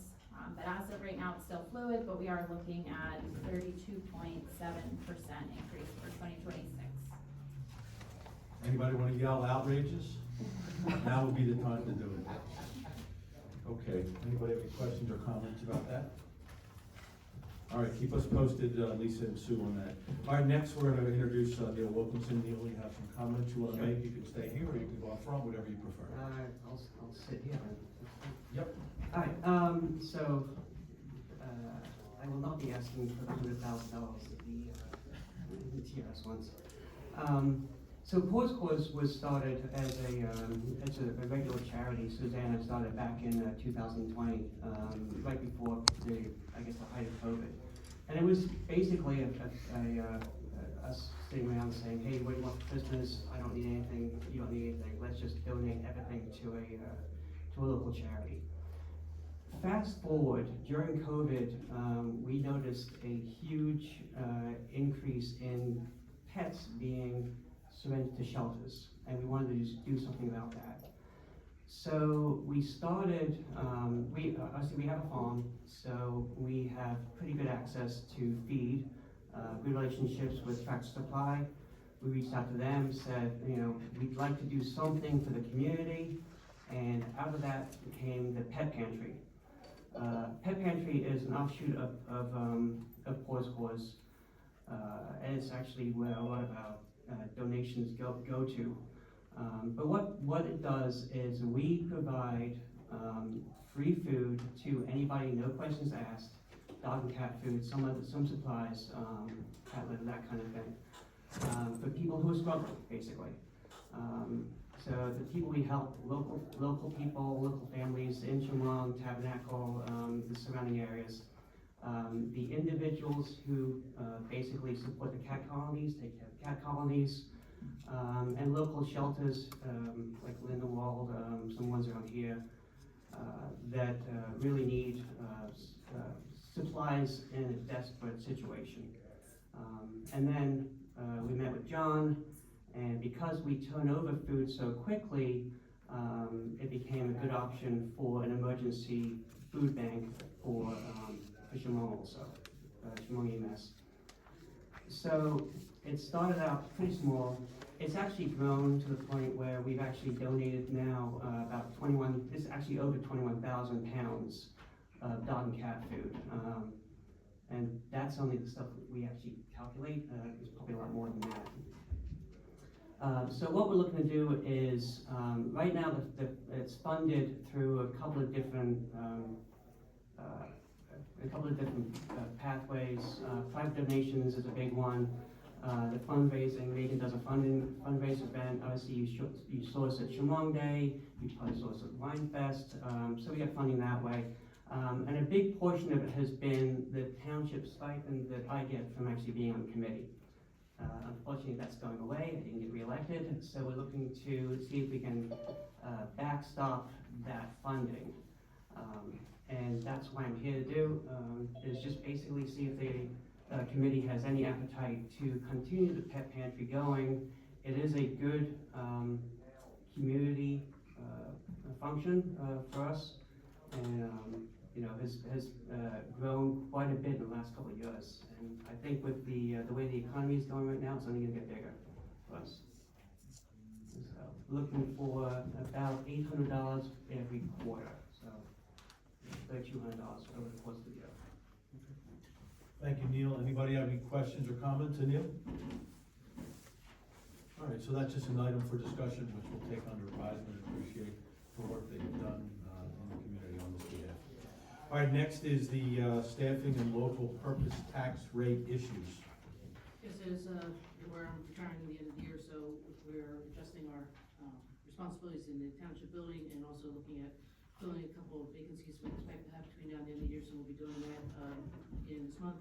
And as far as the local purpose tax, I've been beating this drum for several years now that we continue to erode on and count on our surplus at a rate that we're not going to be able to sustain going long term.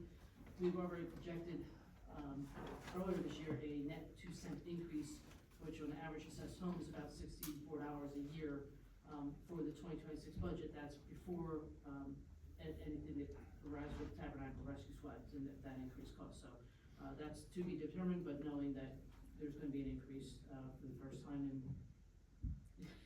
15 years, 20 years? That's, yeah, about 15, 20 years. Yeah, I think 2005 was the last big, and that was for 2006 or 7 because it was gypsy moths back then. Right. And then we go back down, and here we are again. So last year our taxes went up $1.10 per month for Shamong. So that doesn't include, of course, the school. So my taxes went up $1,200 last year. But from Shamong, you got $12. So next year we're looking at $64 plus all the other things that you hear about. The health care is going up 34%, which we hope to get control of. That's from the state. And then as Sue says, you know, we've got this 2% deal that we're 2 cents. yeah, that we're wrestling with. Okay, anything else on that? All right, thanks. All right, next is the annual municipal court visitation scheduled for an audit on October 22nd, 2025. Lisa? The annual municipal court visitation will take place on October 22nd. It is for the Medford Lake / Shamong Shared Municipal Court. Okay, how are we doing on that this year? Any idea on? Year to date, we are at the meeting packet has the report, I think it's lost about $500 year to date, so, pretty close to break even, which is, as you know, if you roll the clock back about 10 years ago, we were losing thousands, tens of thousands of dollars a year in that, so this is, going out to court service has been a very strong win for us in that respect. Yeah, so when we had court here, it's costing us about 25 grand a year. Or more. And then we did a deal with Medford Lakes and Judge Lang, and for years we were actually getting money. So not only were we saving the $25,000 or $30,000 a year, but we were getting $5,000 or $10,000 a year, which then went down, I think, during COVID because the tickets were, you guys weren't writing as many tickets. So we're pleased not only with what Judge Lang is doing, but also that we're not coming out of coffers to have to pay for our municipal court. Next is the Burlington County Farmland Preservation Program and the acquisition targeting list. So this is a yearly request for municipal review for the Burlington County Farmland Preservation Program. They only require a response if you are looking to make any changes to it. If we are fine with the ATL list as it is, then there's nothing further that we have to do. Otherwise, if we're looking to make any changes, we just have to get back by November 1st. Okay, and I'm not aware of any changes being proposed. Anyone else? Okay, all right, thank you, Lisa. All right, the next is approval to place a shipping container to be used at Dingletown Field for additional storage. This would not be at any cost to the township, and they have two of them over there right now. If you go onto the complex, past the batting cage, heading back towards the Nature's Field on the left, there's two of them. They're looking at putting a third one in between the two of those, but just wanted to make sure the township committee was okay with that. Anybody have any questions or concerns? Do we need a motion for that? Do we need a motion? I'll make a motion. Thank you. I'll second it. Thank you. Mr. Woods? Yes. Mr. Wilkinson? Yes. Ms. Macias? Yes. Mr. Diamond? Yes. Mr. DeCroce? I vote yes. Next is the approval for Burlington County to provide free public Wi-Fi in the administration building at no cost to the township. We've been reached out to by the IT department at the County of Burlington. They are looking to add Wi-Fi here at no cost to us because we are a polling location. So it will be used not just on election days, but also all year round. So we just need to approve them to come here and install it. We've also reached out to our IT to make sure that he doesn't see any reason that we shouldn't approve this, and he has actually seen it in other townships. So he's on board for it. He would just need to make arrangements with them to set that up for us. They're looking to do it before the election, so they've been reaching out quite a bit this month. Would that be available for the public to use free Yes. as well? Mhm. Okay, great. Free is good. Anybody have any questions or comments? If not, can we have a motion? I'll make a motion. Thank you. I'll second.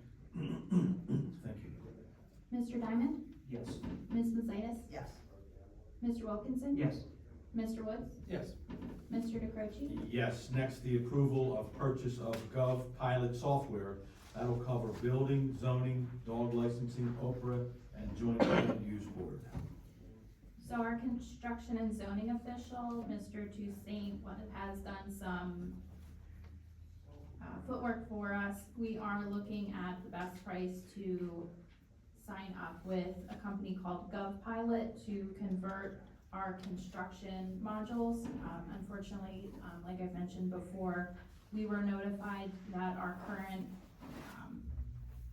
gentleman who we have a contract with has sold his business, so he will no longer be developing the software, so we will be required to switch. We will not have a contract next year. So we found the best pricing to go with, so we've received a contract from them. It's going to be for a price of $2,275 for our first year investment, and then we'll have a 5-year contract in addition to that for a total of $4,450. This is in comparison to other pricing we've received. Edmund Software was a first-year investment of $16,000 and a $8,800 after the first year. So GovPilot is the best pricing. It also has a lot of software that we'll be able to use, unlimited users. The inspector out in the field will have access to more than he currently does.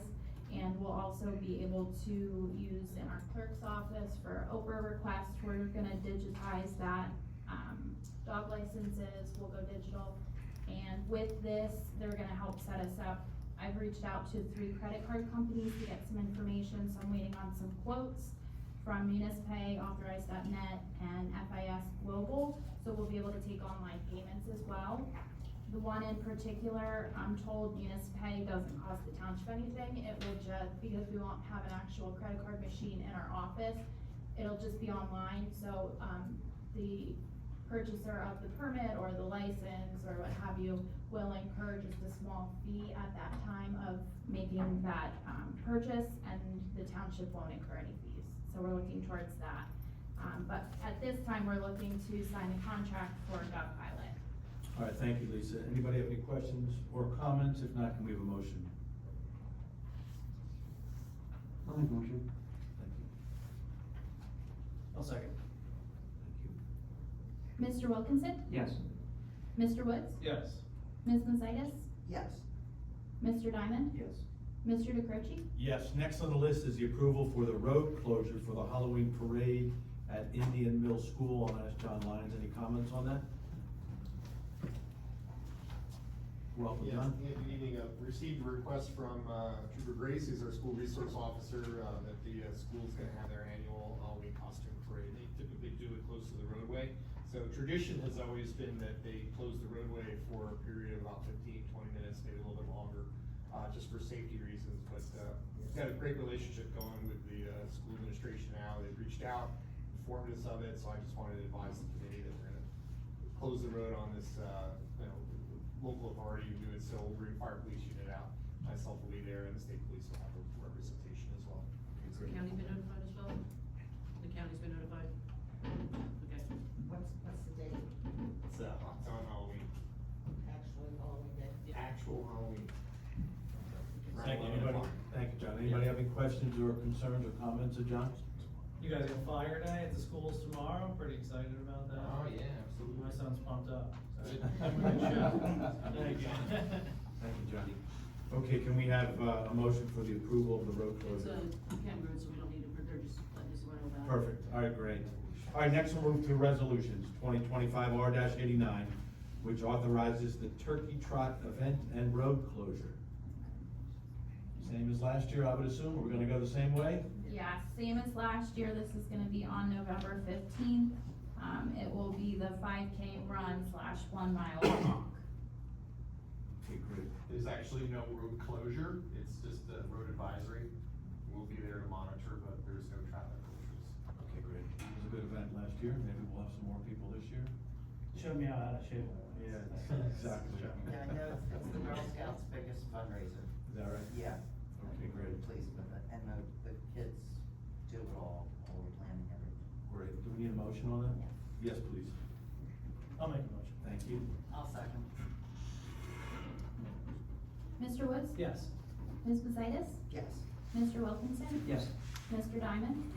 Mr. DeCroce? Yes, next is 2025 R-90, which authorizes the refund of the road opening escrow for South Jersey Gas. This is a resolution to refund South Jersey Gas of escrow that they've made a deposit on. This is going to be for road opening permits for 2019 through 2023. All of the permits, I confirm with the engineer, have been approved and closed out. So this is just money after we paid all the engineer bills. This is their money back to them. At that time, they had a lot of applications in, so this is just the access. Thank you. Any questions or comments? If not, can we have a motion? I'll make a motion. Thank you, Dave. I'll second Thank you. Mr. Diamond? Yes. Mr. Wilkinson? it. Yes. Ms. Macias? Yes. Mr. Woods? Yes. Mr. DeCroce? I vote yes. Next is 2025-R-91, which supports the submission of an application for New Jersey Department of Transportation Safe Routes to School program. We had previously applied for this grant 2 years ago and did not receive it, so it will be coming open again soon. We've been working with Mr. Hirsch's office to wait for the application to open, and we're looking for approval so we can put in our application. We have a motion, please? I'll make the motion. I'll second. Ms. Mazitas? Yes. Mr. Diamond? Yes. Mr. Wilkinson? Yes. Mr. Woods? Yes. Mr. DeCroce? Yes. John, does this tie into our meeting that we had with Trooper Grace? No, I believe this is a completely different topic. Okay. We had a meeting last week with the trooper from South Jersey, police troopers, trying to get, which we've discussed a long time, trying to get a crosswalk by the school. And there's so many hurdles and ridiculous restrictions, so we're working through that and appreciate you coming up for that. Did you get the vote on that one? Yes. Okay, great. All right, next is 2025-R-992. This authorizes a tax refund per the attached schedule, which we've all had an opportunity to review. Anybody have any questions or comments about it? If not, can we have a motion, please? I'll make a motion. Thank you, Dave. I'll second. Mr. Diamond? Yes. Mr. Woods? Yes. Mr. Wilkinson? Yes. Ms. Mazitas? Yes. Mr. DeCroce? Yes, next is 2025-R-93. This authorizes a tax refund overpayment for building lot 35.02, lot 46. So somebody had overpaid their taxes essentially, looking for a refund? This was a mistake. Unfortunately, what had happened was on the same day, a payment was dropped in the Dropbox, and at the same time, for the same amount, a payment was received to the construction office. So the tax Dropbox inadvertently accidentally got posted to the taxes. Since they pay with a mortgage, it's only fair to refund them, because it was intended for a permit payment, which was actually received the same day by the contractor, so it's just a mistake. Got it. Okay, any questions or comments? If not, can we have a motion? I'll make a motion. Thank you. I'll second. Mr. Wilkinson? Yes. Ms. Mazitas? Yes. Mr. Diamond? Yes. Mr. Woods? Yes. Mr. DeCroce? Yes, next is 2025-R-94, which is a resolution of the township requesting that the Director of the Division of Local Government Services grant permission for the insertion of an item of special revenue in the 2025 budget entitled FY 2025 NJDOT Mutual Aid Grant for Atsign Road Phase 3 project. Joe, you have any comments about that? I have a comment about the project, but not about the budgeting. Got it. Any questions or comments by the board? If not, can we have a motion? I'll second that motion. Thank you. Mr. Diamond? Yes. Mr. Woods? Yes. Mr. Wilkinson? Yes. Ms. Mazitas? Yes. Mr. DeCroce? Yes, next is 2025-R-95, which is an award to bid to Arawak Paving Company for Atsign Road Phase 3 project. Now, Joe's on. Yeah, I have a comment. We took bids on September 30th for this project. We had 5 bidders with bids ranging from $185,000 plus or minus to $218,000, the lowest of which was supplied by Arawak Paving Company. We did the first 2 phases. So we submitted a recommendation of award on October 6th, and that's what the resolution is, to award the project to them. How many miles will that get us? 185,000. Not many. I know it's funny that It's about 3/4 of a mile, I think. It's about 3/4. It is below the grant amount, so we'll be extending the project. This is the phase that starts at Medford and comes down.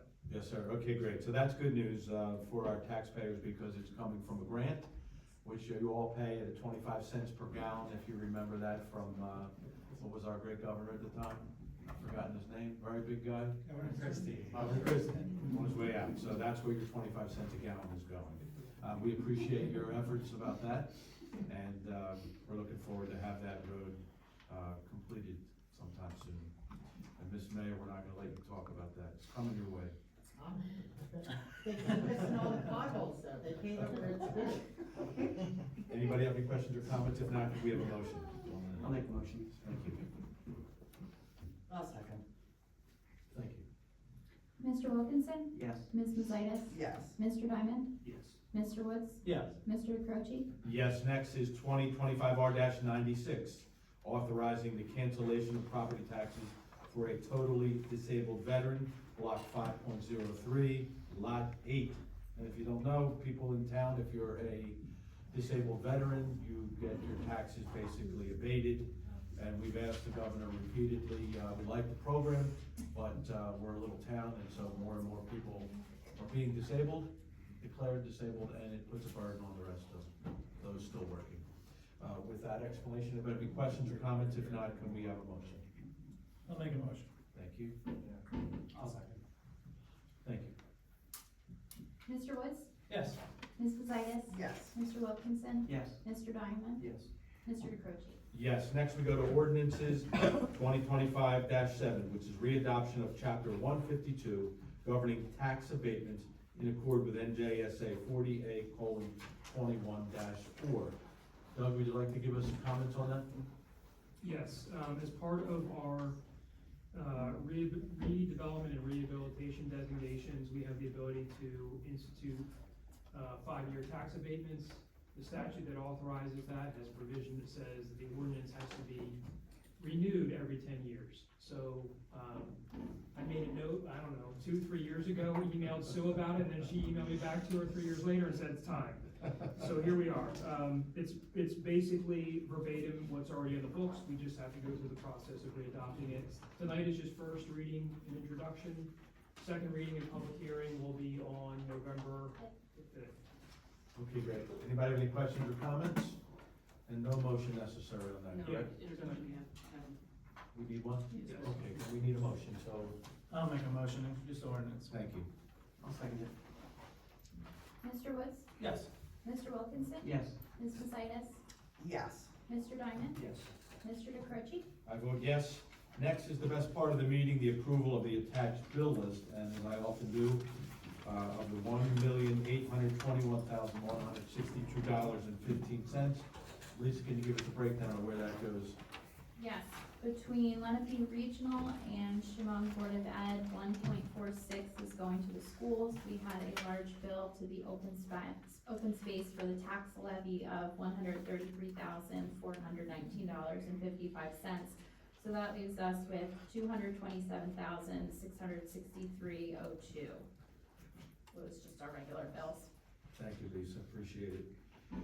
Everybody had an opportunity to review it, and if so, and there are no questions, can we have a motion to pay the bills? If there's no motion, we don't pay the bills. I'll make a motion to pay the bills. I'll second that motion. Mr. Wilkinson? Yes. Mr. Woods? Yes.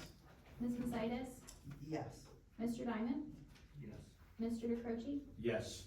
Next, we'll go to our reports from our township engineer. Good evening, Joe, how are you? Good, how are you? Good. Welcome.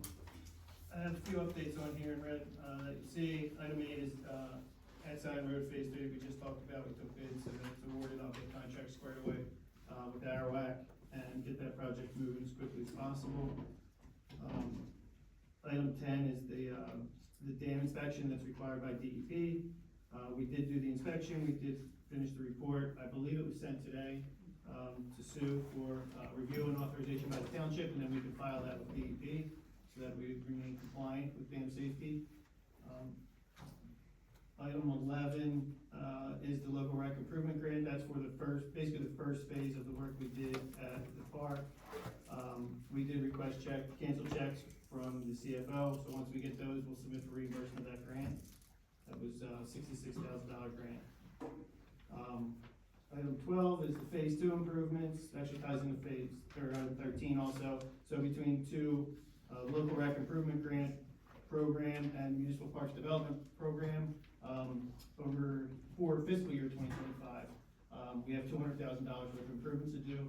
We did meet on, I think it was the middle of September, with the baseball teams and the organizations there, and came up with the scope of work for that $200,000 worth of work that we're going to put out to bid hopefully by the end of the month. Great. Thank you, John. Anybody have any questions or comments to Jeff? All right, next we're gonna go to our solicitor. Good evening, Doug. Good evening. I did want to give another update. I've been, every month reaching out to Steve Goen, who's the attorney for Bighorn Solar. And Bighorn Solar, for those who aren't aware, are working on companion solar projects at the former Shamong landfill site and the Gravelly Hollow pit site on Atsign Road. They have a tax lien agreement, foreclosure agreement with us for the landfill site. They have a option to purchase the Gravelly Hollow site. We had a lot of discussion, including meetings with ACE via Zoom, Atlantic City Electric. That has resulted in more responsive and direct communication. So they have, their first comment this month is that that process is working well. ACE has been more responsive.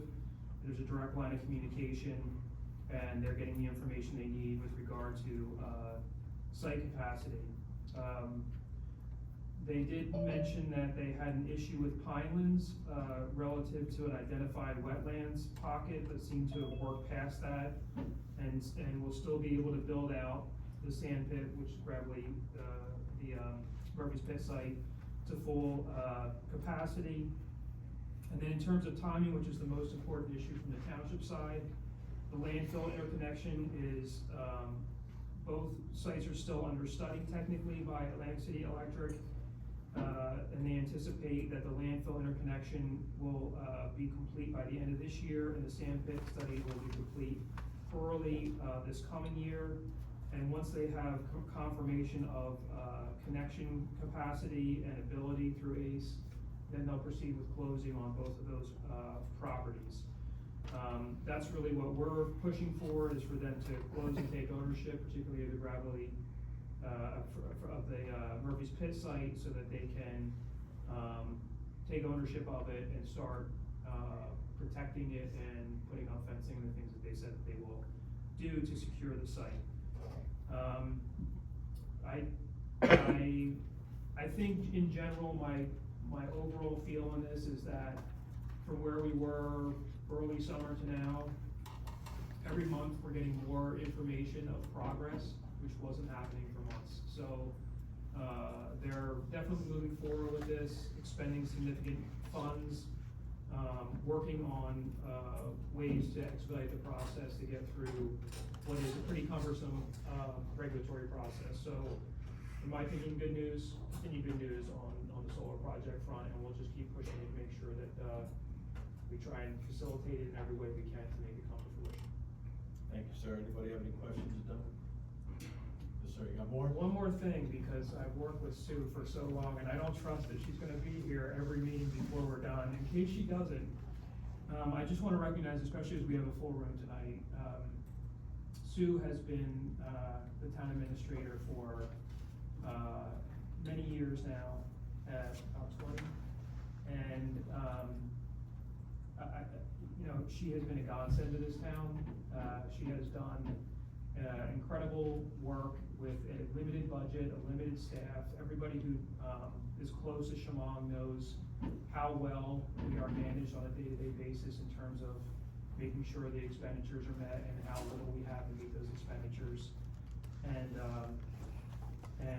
being there for the residents when they need them, and being responsive to the questions of the committee. I've had a great relationship with her, and I just want to publicly recognize that she has done just a fantastic job for this township, and she will be sorely missed. Thank you.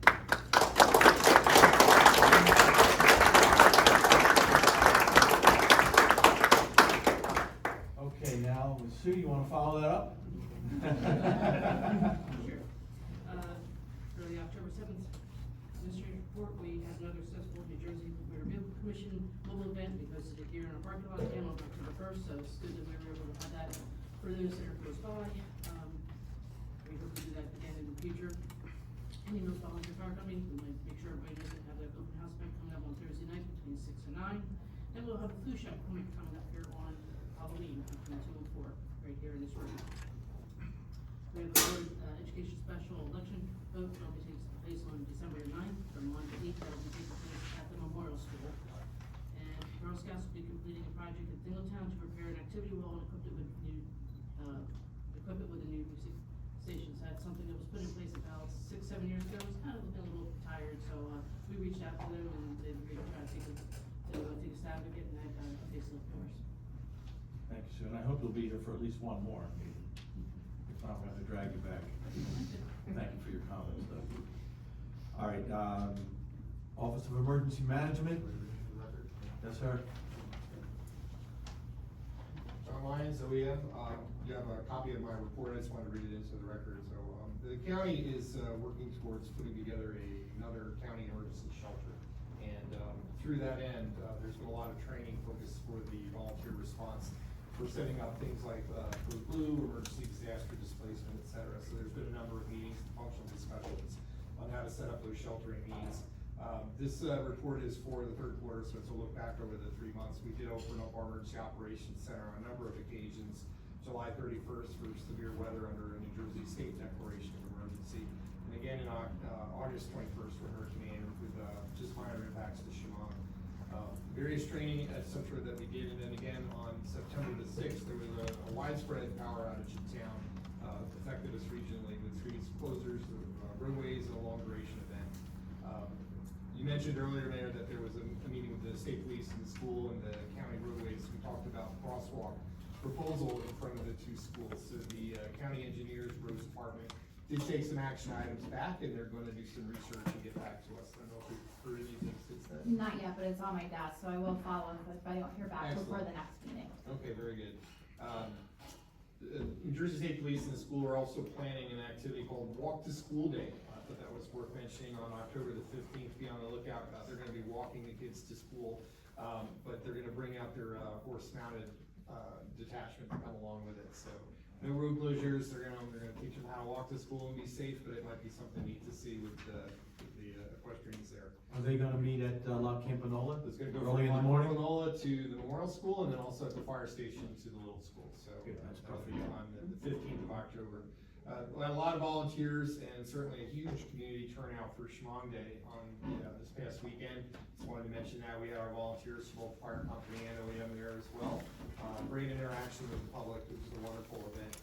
It was mentioned earlier that the turkey trot was approved for November the 15th. It's a 5K that'll be through the four corners from the school all the way around to the restaurant and back. We'll have units monitoring that just for safekeeping, but for the most part, we try not to close any of the roadways for that, just so that we don't impact anybody. That same day, about an hour later, we're gonna have the Veterans Ceremony, which will have a road closure. So that's conducted on Willow Grove Road at the cemetery, and we typically close the road for traffic except for local access on that day, just to keep things safe. What date will that be, John? That's the 15th of November, so we have two events back to back for that.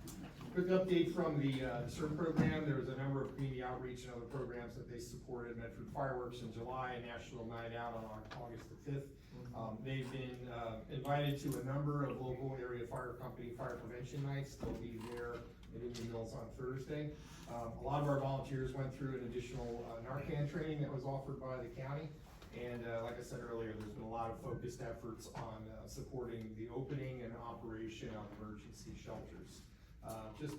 Worth mentioning, Brian brought it up earlier, thank you, the Indian Mills Fire Company's Fire Prevention Night, our open house is this Thursday from 6:30 to 9. We invite everybody. There's a lot of buzz about it. We have our first raffles as well as all of the activities, and all our mutual aid partners will be there. So we're expecting a good crowd and turnout. Originally on our report, we had another coin drop scheduled for the 11th, which would have been Saturday. We decided to postpone that for a variety of reasons. And we're supporting Medford's Halloween parade and a number of activities that are coming up. So, Thank you, John, appreciate you. Anybody have any questions or comments to John? Thank you, great job at Shamong Day. Chief Charlie, good evening, anything to say? No, John said it all. All right, great, thank you. All right, so we've gone through everything, we're getting ready to open it back up to the public for comment. Anybody on the board have any questions or comments? Okay, we'll open the meeting back up to the public for any comment. Yes, ma'am. I didn't come up here to listen. You're right. Your voice, it usually carries, but you may need a microphone. Nah, I don't know. I need to walk and sit all night.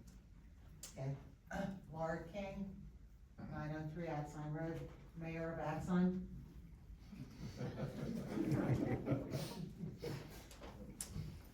I never get a salary. A couple things here, Axon Road paving. I want an answer. I have never seen a road paved, a piece here, a piece there. Usually it starts at this end and it ends at that end. My road is a mess. All the paving is done on good parts.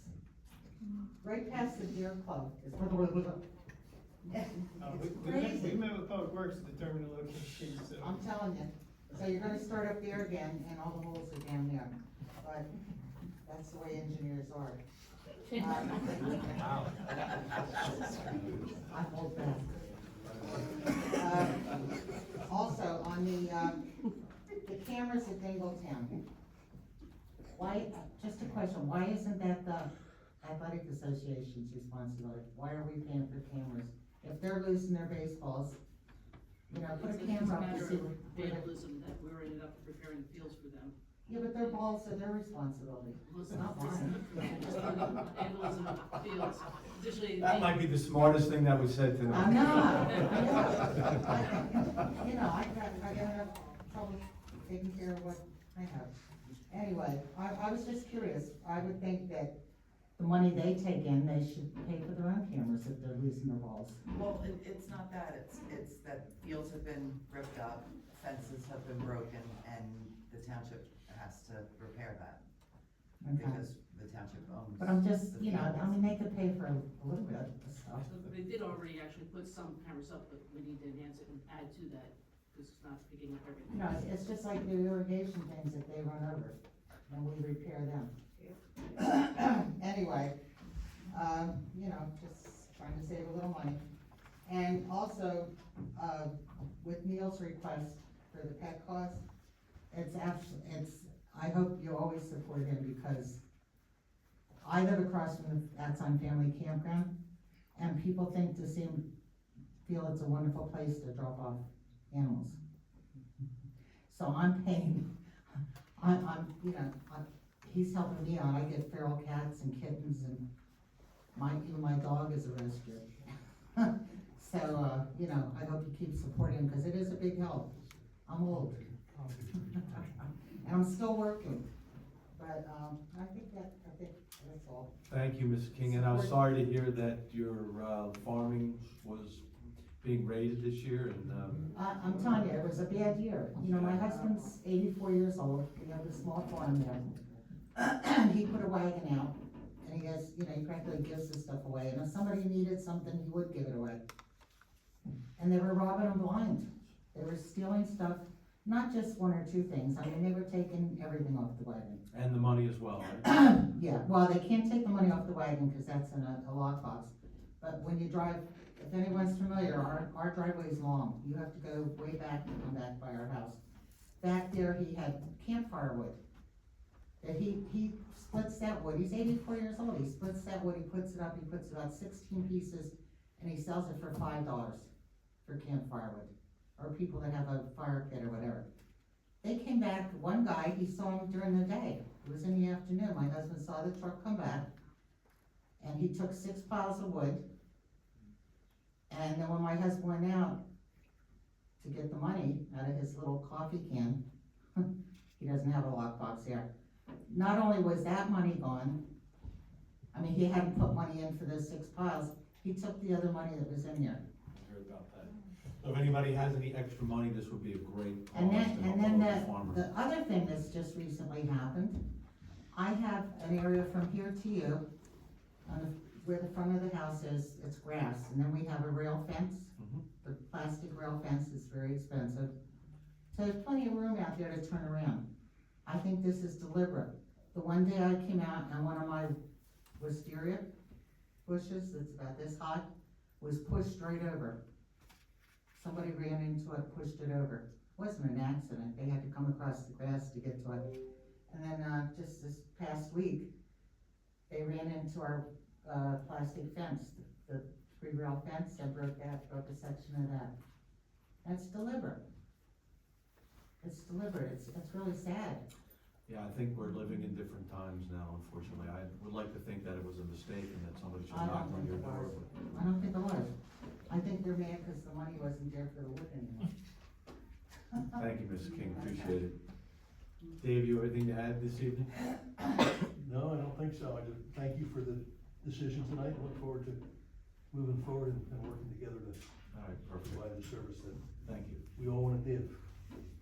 We're all rowing the same way. Anybody else have any questions or comments? If not, we'll close the meeting to the public.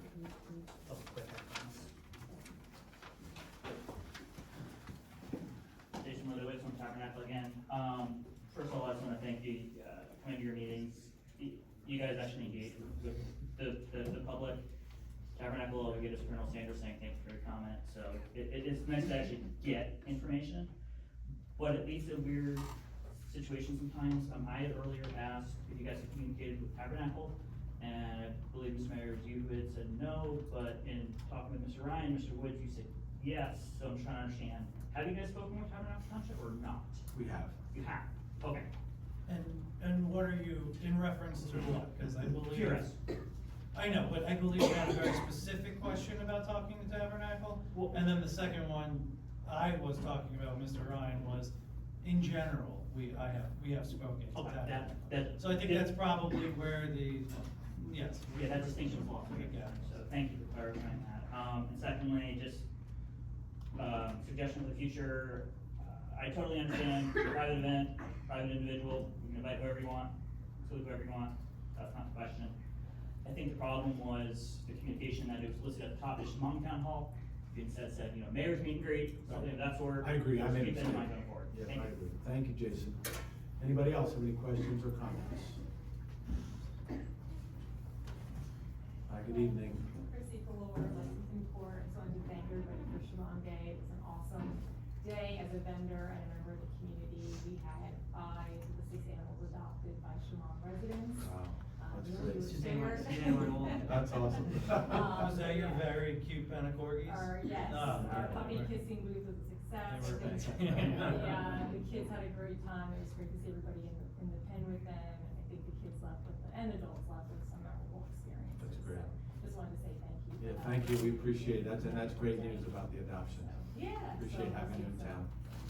Thank you. Thank you. And also we ought to recognize Erin Erin Wilkins. Yeah, Erin Wilkins, she was the one who, she spent countless months organizing Shamong Day. And she did this girl has more energy than this whole room combined. And she just kept going. I must have gotten, 15, 20 emails a day of things that she needed me to do, print out, stuff like that. And she pulled everything together, communication with all the vendors, and she's following up with everything too, so, next year will be even bigger with her support, it'll be great. Okay, we're gonna close now the meeting to public comment. I believe we're gonna go back into executive session But for. we need to, vote to go back in because we split the executive session.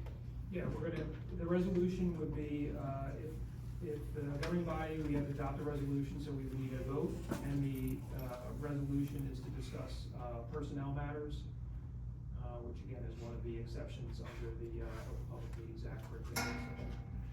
So the reason we split this was so that we didn't have everybody sitting out here while we had the first decision that garnered a lot of attention. And you're welcome to stay, we don't know how long it'll be, usually typical 15 to 20 minutes, but you never know. And we will come find you if you're out in the hallway, after our executive meeting and let you know what we've decided, if anything. Yeah, and I don't believe we're expecting to take any formal action tonight, is that correct? That is correct. Okay, with that said, can we have a motion to go in executive session? Thank you. I'll second.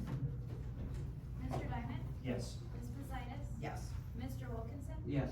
Mr. Woods? Yes. Mr. DeCroce? Yes. Okay, and I'd like to thank everyone for coming out this evening and for your courtesy that you showed to each other and to your neighbors. I really appreciate it. And to the troopers, thank you very much. You can go home now. Go get